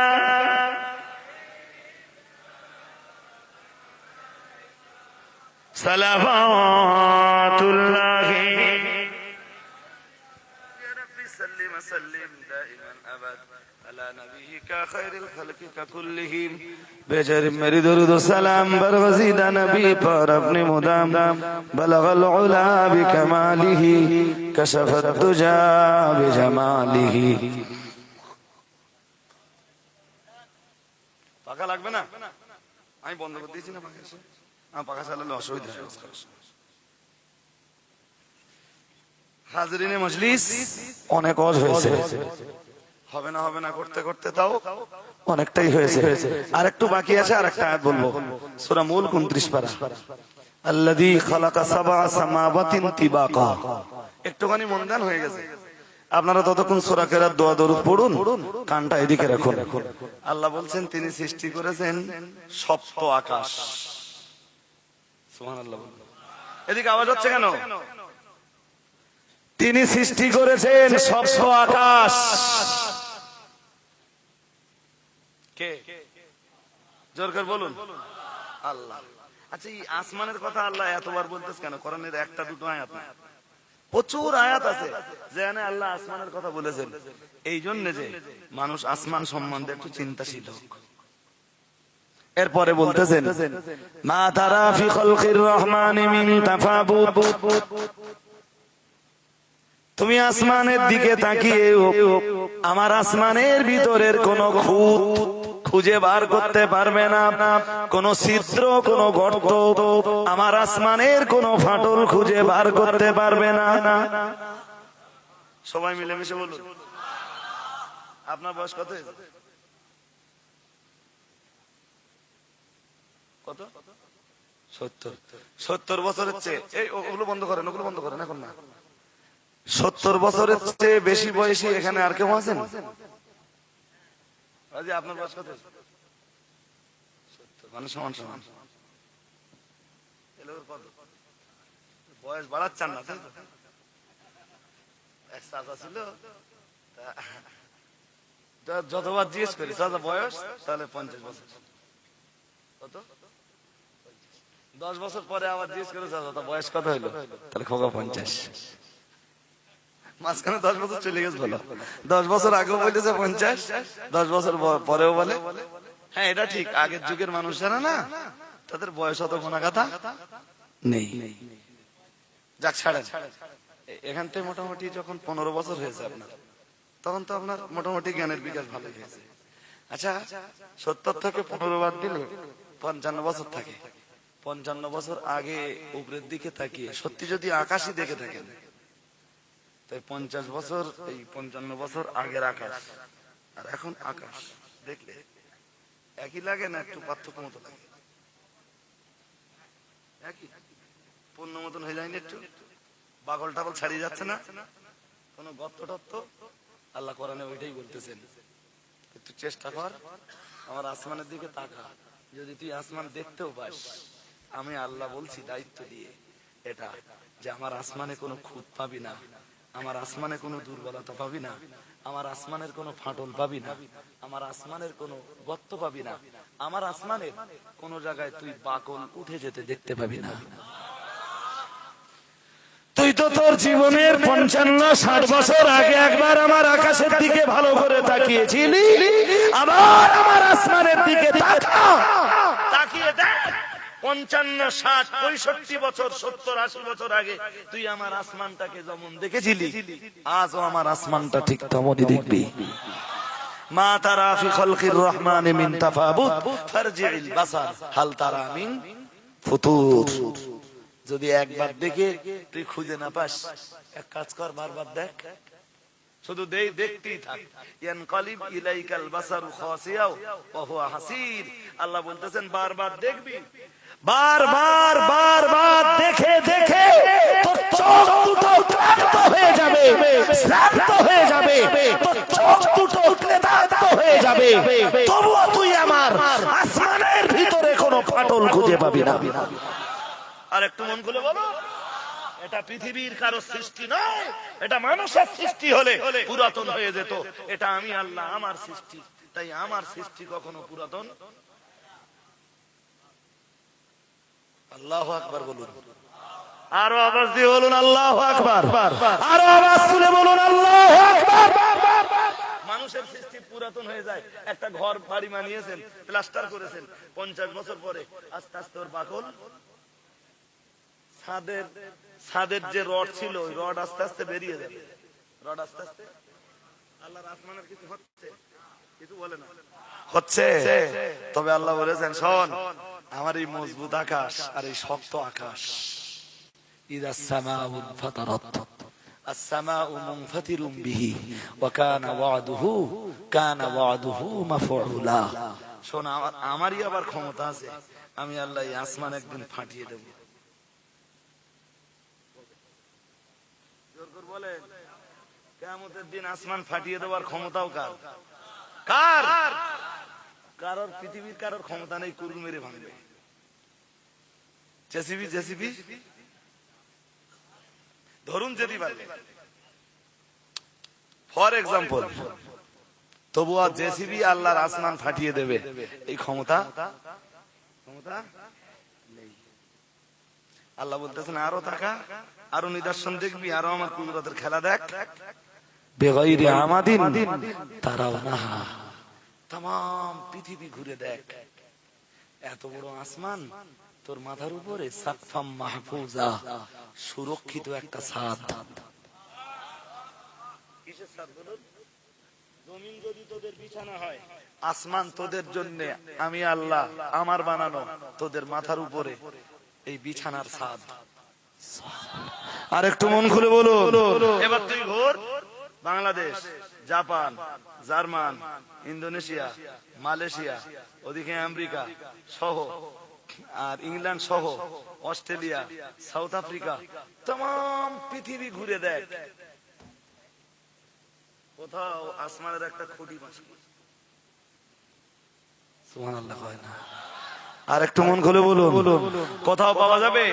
আল্লাহ বলতেছেন তাকিয়ে দেখ, বেগাইরি আমাদিন তারাউনাহা, বিনা খুঁটিতে, উইদাউট কালামে, বিনা পিলিয়ারে, উইদাউট ওয়ালে, আমি আল্লাহ এই বিশাল আকাশটাকে, একটা আকাশ না, এই রকম সাতটা আকাশ তোর মাথার উপরে ছাদ বানিয়ে দিয়ে রেখেছি। এটা যদি আমি পারি, আশাদ্দু খালকান আমি সামাউ বানাহা, তুই মরে গেলি তোর মাটিতে জিন্দা করে তোর কাছে হিসাব নিকেশ বুঝে নেব, এইটা কঠিন না? এই সাত আসমান বিনা পিরিয়ারে রেখে দেবো, এইটা কঠিন?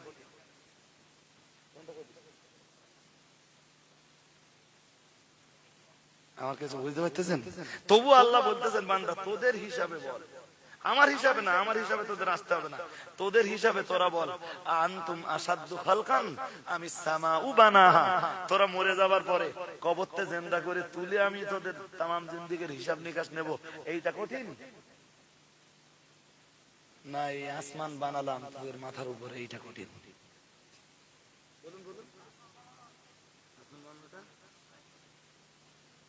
কোনটাই আল্লাহর কাছে কঠিন না, কঠিন না। আমাদের হিসাব কি? আল্লাহ তো আমাদের জিজ্ঞেস করতেছেন।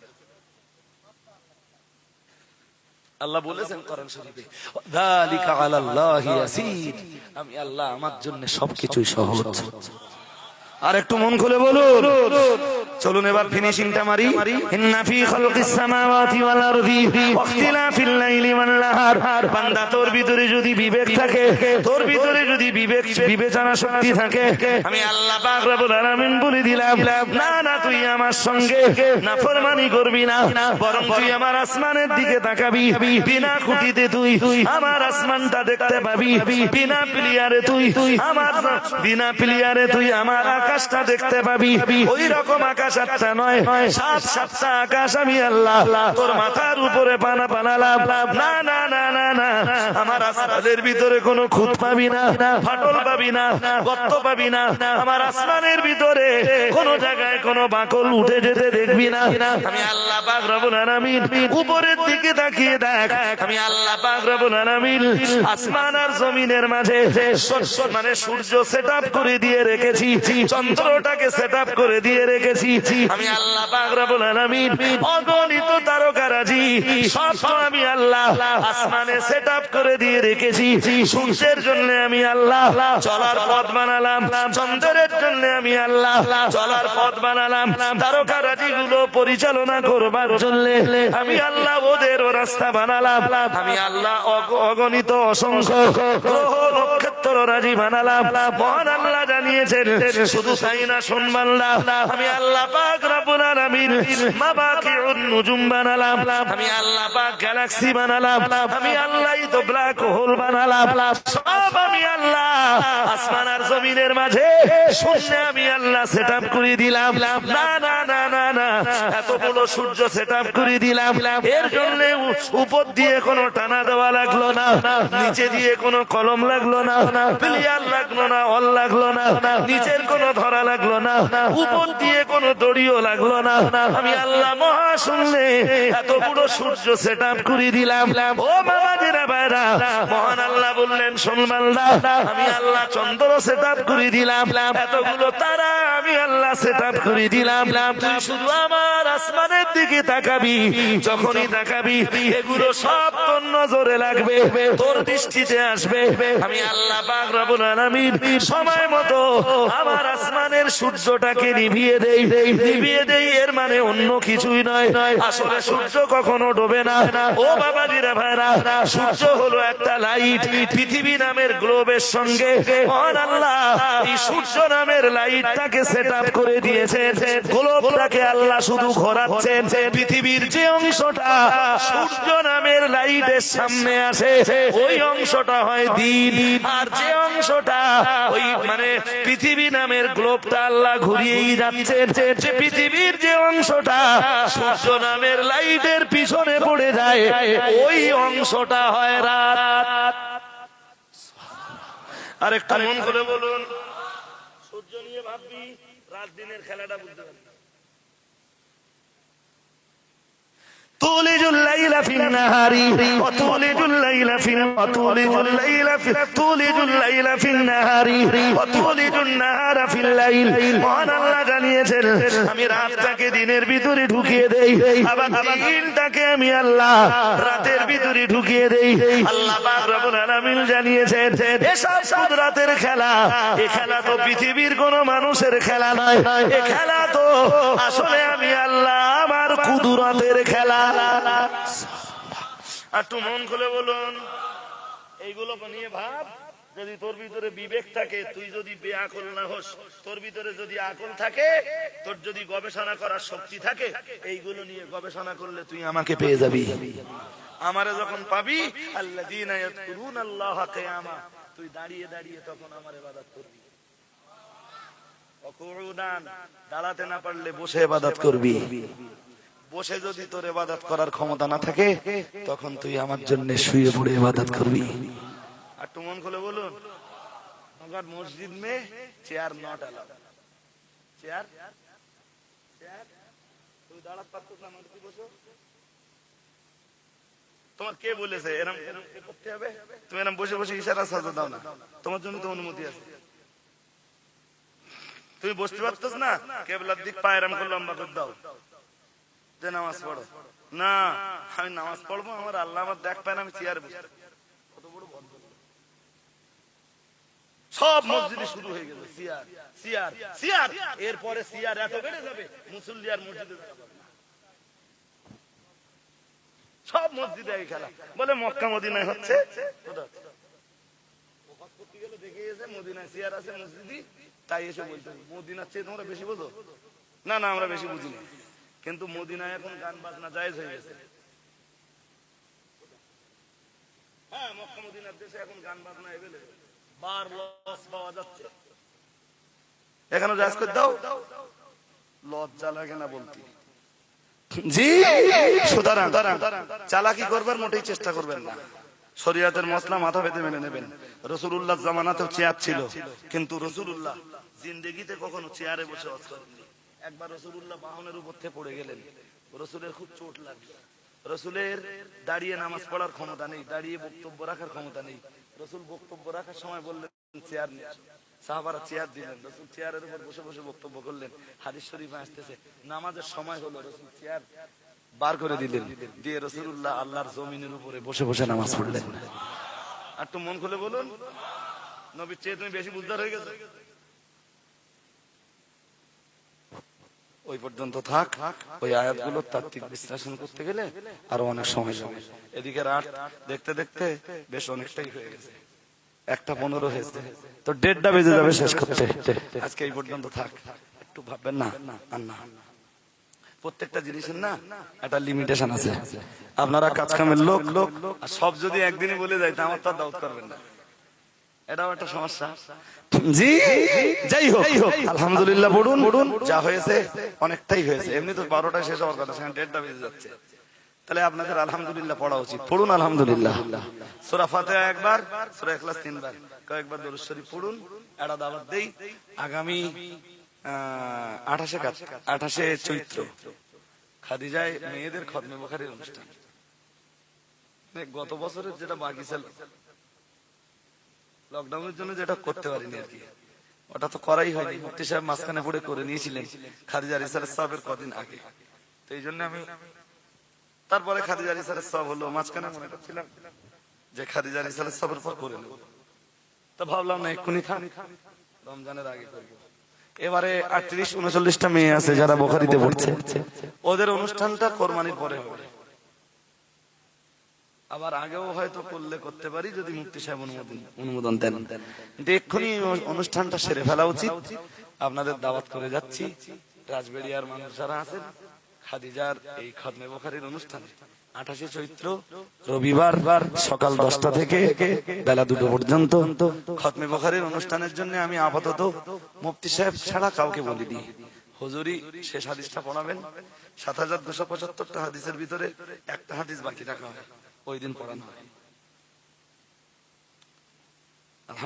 ইনশাআল্লাহ ওদিন হবে, আপনারা যাবেন। তোর বেলা যা একটু নুন ভাত বা ডাল ভাতের বন্দোবস্ত হয়, একটু খেয়ে আসবেন নাকি? দাওয়াত কি কবুল করতেছেন? সবাই কিছু বলবেন, সবাই যাবেন, সবাই ব্যস্ত। পয়সা টয়সা দেন আপনারা অনেক সময়, তা একটু যে দেখে আসবেন যে আমাদের মেয়েরা কোন স্তরে কোন ক্যাটাগরিতে পৌঁছালো, একটু ভালো লাগবে, আপনাদের মনে তৃপ্তি হবে যে এটা অল ইন্ডিয়া সুন্নাতুল জামাত। মাদ্রাসা আমার না, মাদ্রাসা তো আপনাদের, সংগঠন আপনাদের, মাদ্রাসা সংগঠনের। তাহলে মাদ্রাসা কাদের? মাদ্রাসা কাদের? সংগঠন, তা আপনাদের মাদ্রাসা। সুতরাং যাবেন, রাখাল হিসাবে আপনারা একটা দায়িত্ব দিয়ে রেখেছেন, যাবেন। এই অনুষ্ঠানটার জন্য খরচ খরচা তো আছে, সবচেয়ে বড় খরচ মেয়েদের পিছনে। ওদের জামা কাপড় দিতে হবে, বোরখা দিতে হবে, দিতে হবে না? হ্যাঁ না, বলে না। ওদের বিদায়ের সময় কিছু না কিছু দিতে হবে। একটা করে বোরখা দিলে একজনের তার অর্ধেকটা বোরখা দেওয়া যাবে না, যাবে কি? পুরো দিতে হবে। তাহলে যদি 18 জন মেয়ে 9টা বোরখা কিনে কেটে দেওয়া যাবে, ফুল দিতে হবে। 18টা বোরখার অনেক দাম। একটু খুঁজে দেখবেন, কেউ যদি আল্লাহর কোন নেক বান্দা যদি এই 18টা বোরখা একটু দেয়, তাহলে আমার ফান্ডের উপরে আর কোনো প্রভাব পড়ে না। চাচা চাচা বলতে শরীর দেখুন, খুঁজে যদি পাওয়া যায়, কিংবা এরম লোক যদি পাওয়া যায়, একটা দুটো করে বোরখা দেবে। কত খুব বেশি হলে মানে বোরখা কিনে দিলে হবে না, সমস্যা হবে। সমস্যা হবে মানে ওদের বোরখা গুলো হবে একই কালারের, সেম কালারের, মানে লোক ধরে আমার বানিয়ে নিতে হবে। ওই অনুষ্ঠানের দিন ওরা ওই বোরখা গুলো পরবে।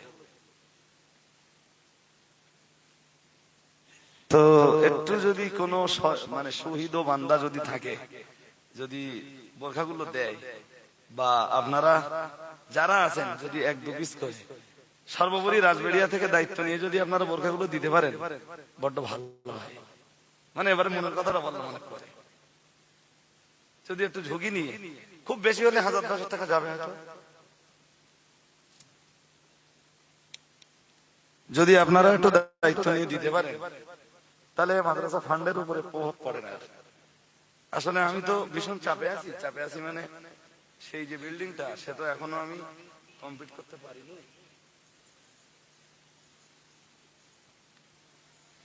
নতুন যে বিল্ডিংটা করছিলাম, সেই বিল্ডিংটা আমি এখনো কমপ্লিট করতে পারিনি। রাজবেড়িয়ার মানুষদেরকে শুধু বলে যাচ্ছি, এমন কোন দিন নেই যেদিন 4000-5000 টাকা লেবার চার্জ দিতে হবে না। আজকে সকালে হিসাব দিচ্ছিল ক্লার্ক, ম্যানেজার হিসাব দিচ্ছিল, বলে হুজুর এ মাসে বেতন দিতে হবে 2 লক্ষ টাকা প্লাস। কত? সে টাকাটা আজকে রেডি করে এসেছি। 1 তারিখে প্রতি মাসে আমি বেতন দেই, নো ডিলে, 1টা 2 হয় না। ফান্ডে টাকা থাক আর নাই বা থাক, যেভাবেই হোক আমি বেতন দেই। আজকে টাকা রেডি করে এসেছি, 1 তারিখে, ঠিক 1 তারিখে ওদের বেতন দেওয়া হবে। মাদ্রাসার এই বিল্ডিংটা না থাকলে না, বিল্ডিং খাতে আমার বিপুল টাকা খরচ হয়, জানেন না? লকডাউন থেকে নিয়ে এই পর্যন্ত যে পয়সা খরচ করেছি, আপনি না দেখলে বুঝতে পারবেন না। এটা টোটাল এরিয়া 16,000 স্কয়ার ফিট। এই যেটা ছাদ হবে, আমি জানি না আমি একসাথে ছাদ দিয়ে পারবো কিনা। 1600 বস্তা সিমেন্ট লাগবে। কত? 1600 বস্তা সিমেন্ট মানে আপনি বুঝতে পারতেছেন যে কতটা রড লাগবে, কতটা পাথর লাগবে, কতটা বালি লাগবে। তবু পিছপা হয়নি, যে কাজে যখন হাত দিয়েছি আমি হিসাব করে দেখেছি, যদি আল্লাহ আমার 5টা বছর বাঁচায়, তো খাদিজা এমন জায়গায় পৌঁছে যাবে, আমার পরে এসে যে স্টিয়ারিং ধরবে, মাদ্রাসা চালাতে কোনো কষ্ট হবে না।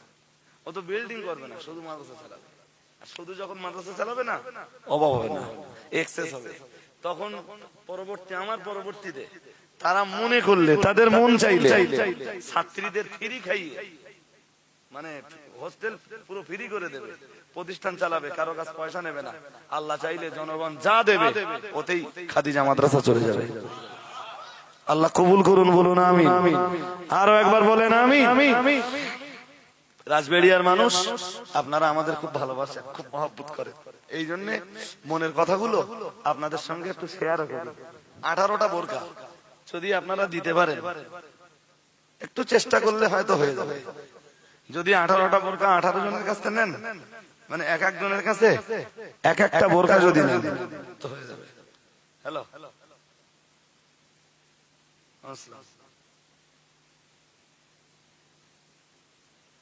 হ্যাঁ 800 টাকা দাম, 800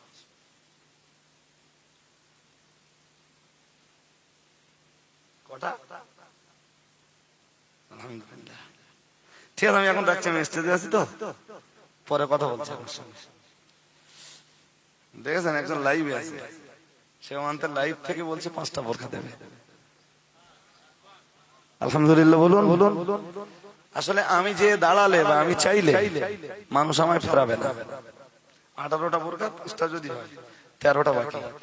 আপনারা একটু ট্রাই করে দেখবেন, যদি দিতে পারেন হয়ে যাবে। রাজবেড়িয়া থেকে আপনারা চেষ্টা করলে দরুদ শরীফ পড়ুন, দোয়া হবে। আল্লাহুম্মা সাল্লি আলা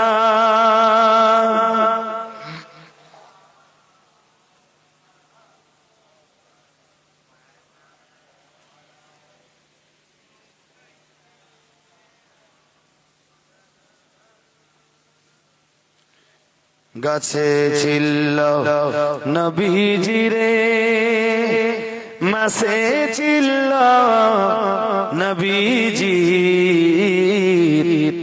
উম্মত হইয়া চিনিলাম না কো, চিনিল বনের হরিণী।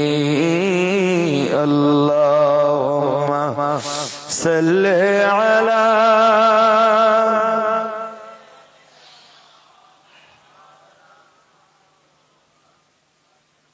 وعلى آل سيدنا। কোথায় আছে দয়ার নবী, আমাদেরকে ছাড়িয়া কি লাভ হবে আপনি ছাড়া এই ধরাতে বাঁচিয়া। আল্লাহুম্মা আলহামদুলিল্লাহ, আলহামদুলিল্লাহ। ওয়ালা আলি সাইয়্যিদিনা। হাজিরিনে মজলিস, 5টা তো এক ভাই দেবে বলেছে, আর আপনাদের দক্ষিণ পাড়ার ছেলেরা দায়িত্ব নিয়েছে, বাকি 13টা বোরখা ওরা দেবে। বোরখা আপনারা কিনবেন না, যাওয়ার সময় ওদিন যখন যাবেন পয়সা নিয়ে যাবেন, বোরখা আমি বানিয়ে দেবো। ধরে রাখবেন আনুমানিক 800 টাকা পড়বে। দোয়া হবে, সবাই মন নরম করে আমার সাথে হাত তুলুন। আল্লাহুম্মা আমিন।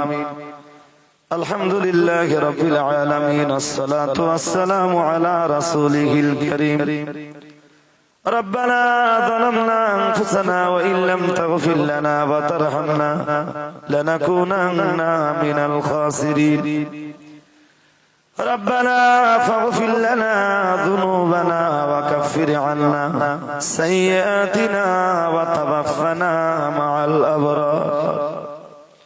মেহেরবান তুমি আমাদের तमाम জিন্দেগীর तमाम গুনাহ রাশিকে maaf করে দাও। এতবার তোমারে আমরা আল্লাহ আল্লাহ আল্লাহ বলে ডেকেছি মাবুদ, একবার তুমি আমাদের সবাইকে একটু বান্দা বলে পরিচয় দাও। জাহান্নামের আগুন আমাদের সকলের জন্য তুমি হারাম করে দাও। তোমার দয়ার জান্নাত তুমি আমাদের সকলের নসিবে মঞ্জুর করে নাও। আমরা সূরা ফাতিহা, সূরা ইখলাস, দরুদ শরীফ, কালেমা শরীফ, জিকির, আজকার, মিলাদ, কিয়াম, সালাম, নাত, রাসূল, নসিহত, যা কিছু পড়েছি বলেছি করেছি সবকিছুর ভুল ত্রুটি তুমি maaf করে দাও। বিনিময়ে কিছু সওয়াব তোমার মর্জি যদি তোমায় হয়, সোনার মদিনায় সাইয়্যিদুল মুরসালিন রাহমাতুল লিল আলামিন মুহাম্মাদুর রাসূলুল্লাহ সাল্লাল্লাহু আলাইহি ওয়াসাল্লাম রূহ পাকে পৌঁছে দাও। সাহাবায়ে কেরাম, তাবে তাবেঈন, খোলাফায়ে রাশিদিন, আশারায়ে মুবাশশারা, জান্নাতুল বাকি, জান্নাতুল মুআল্লায় যারা শুয়ে আছেন তাদের সকলের রূহে পৌঁছে দাও। আম্বিয়ায়ে কেরাম, আউলিয়ায়ে কেরাম, বুজুর্গানে দ্বীন, সিদ্দিকিন, সালেহিন, উলামায়ে মুতাকাদ্দিমিন, মুতাআখিরিন, কুল মুমিনিন, মুমিনাত, মুসলিমিনা, মুসলিমাতের রূহে পৌঁছে দাও। তামাম পৃথিবীর জমিন থেকে এক বিন্দু ঈমান নিয়ে মাটির গহীনে যে যারা আশ্রয় দিয়েছে, মাবুদ তুমি তাদের সকলের রূহে সওয়াব পৌঁছে দাও। রব্বুল আলামিন আমাদের পীর মুর্শিদ ফুরফা শরীফের মুজাদ্দিদুজ জামান কুতুবুল আলাম আমিরুশ শরিয়াত আলা হযরত দাদা হুজুর পীর কিবলা রাহমাতুল্লাহ আলাইহির রূহে পৌঁছে দাও। দাদা পীরের আলা ওলাদ, দাদা পীরের খলিফাদের রূহে সওয়াব পৌঁছে দাও। খাস করে তার প্রধানতম সৈনিক বসিরহাটের বড় মাওলানা আল্লামা রুহুল আমিন রাহমাতুল্লাহ আলাইহির রূহে পৌঁছে দাও।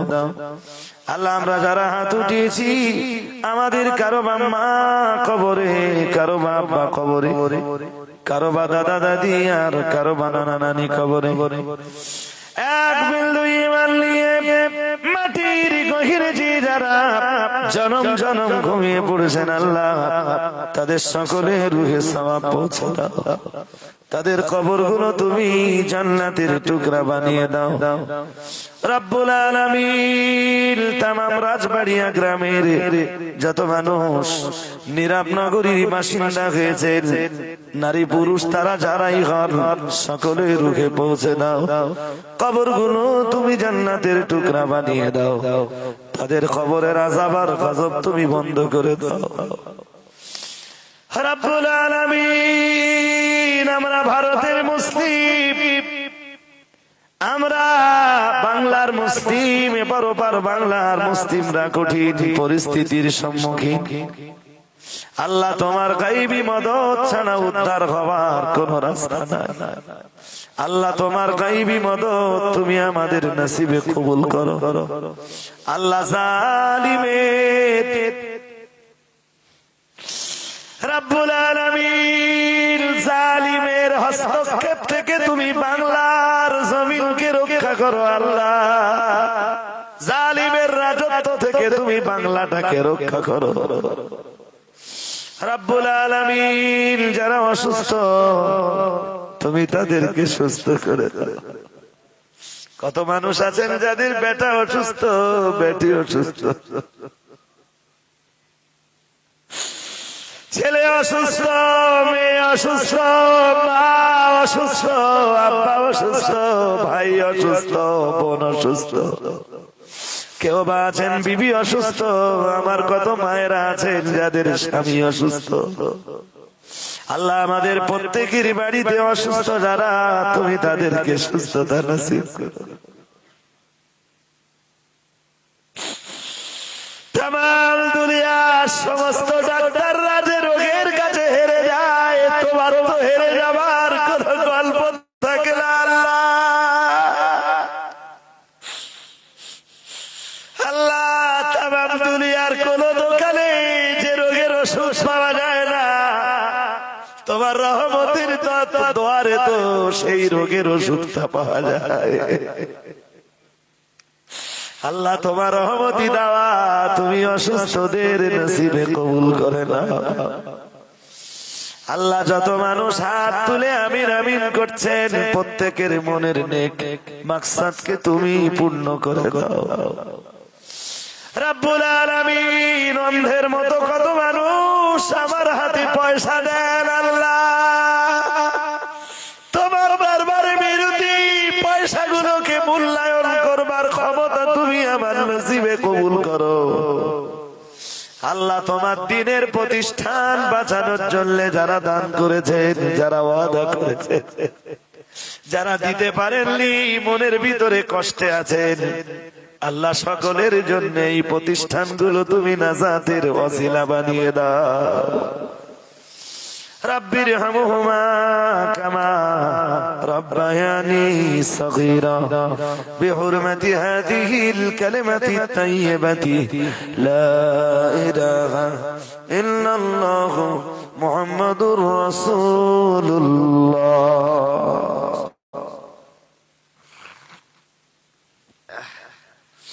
আসসালামু আলাইকুম রহমতুল্লাহি ওয়া বারাকাতুহু।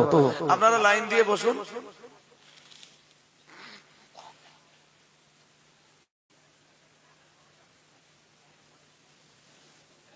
ওই বসে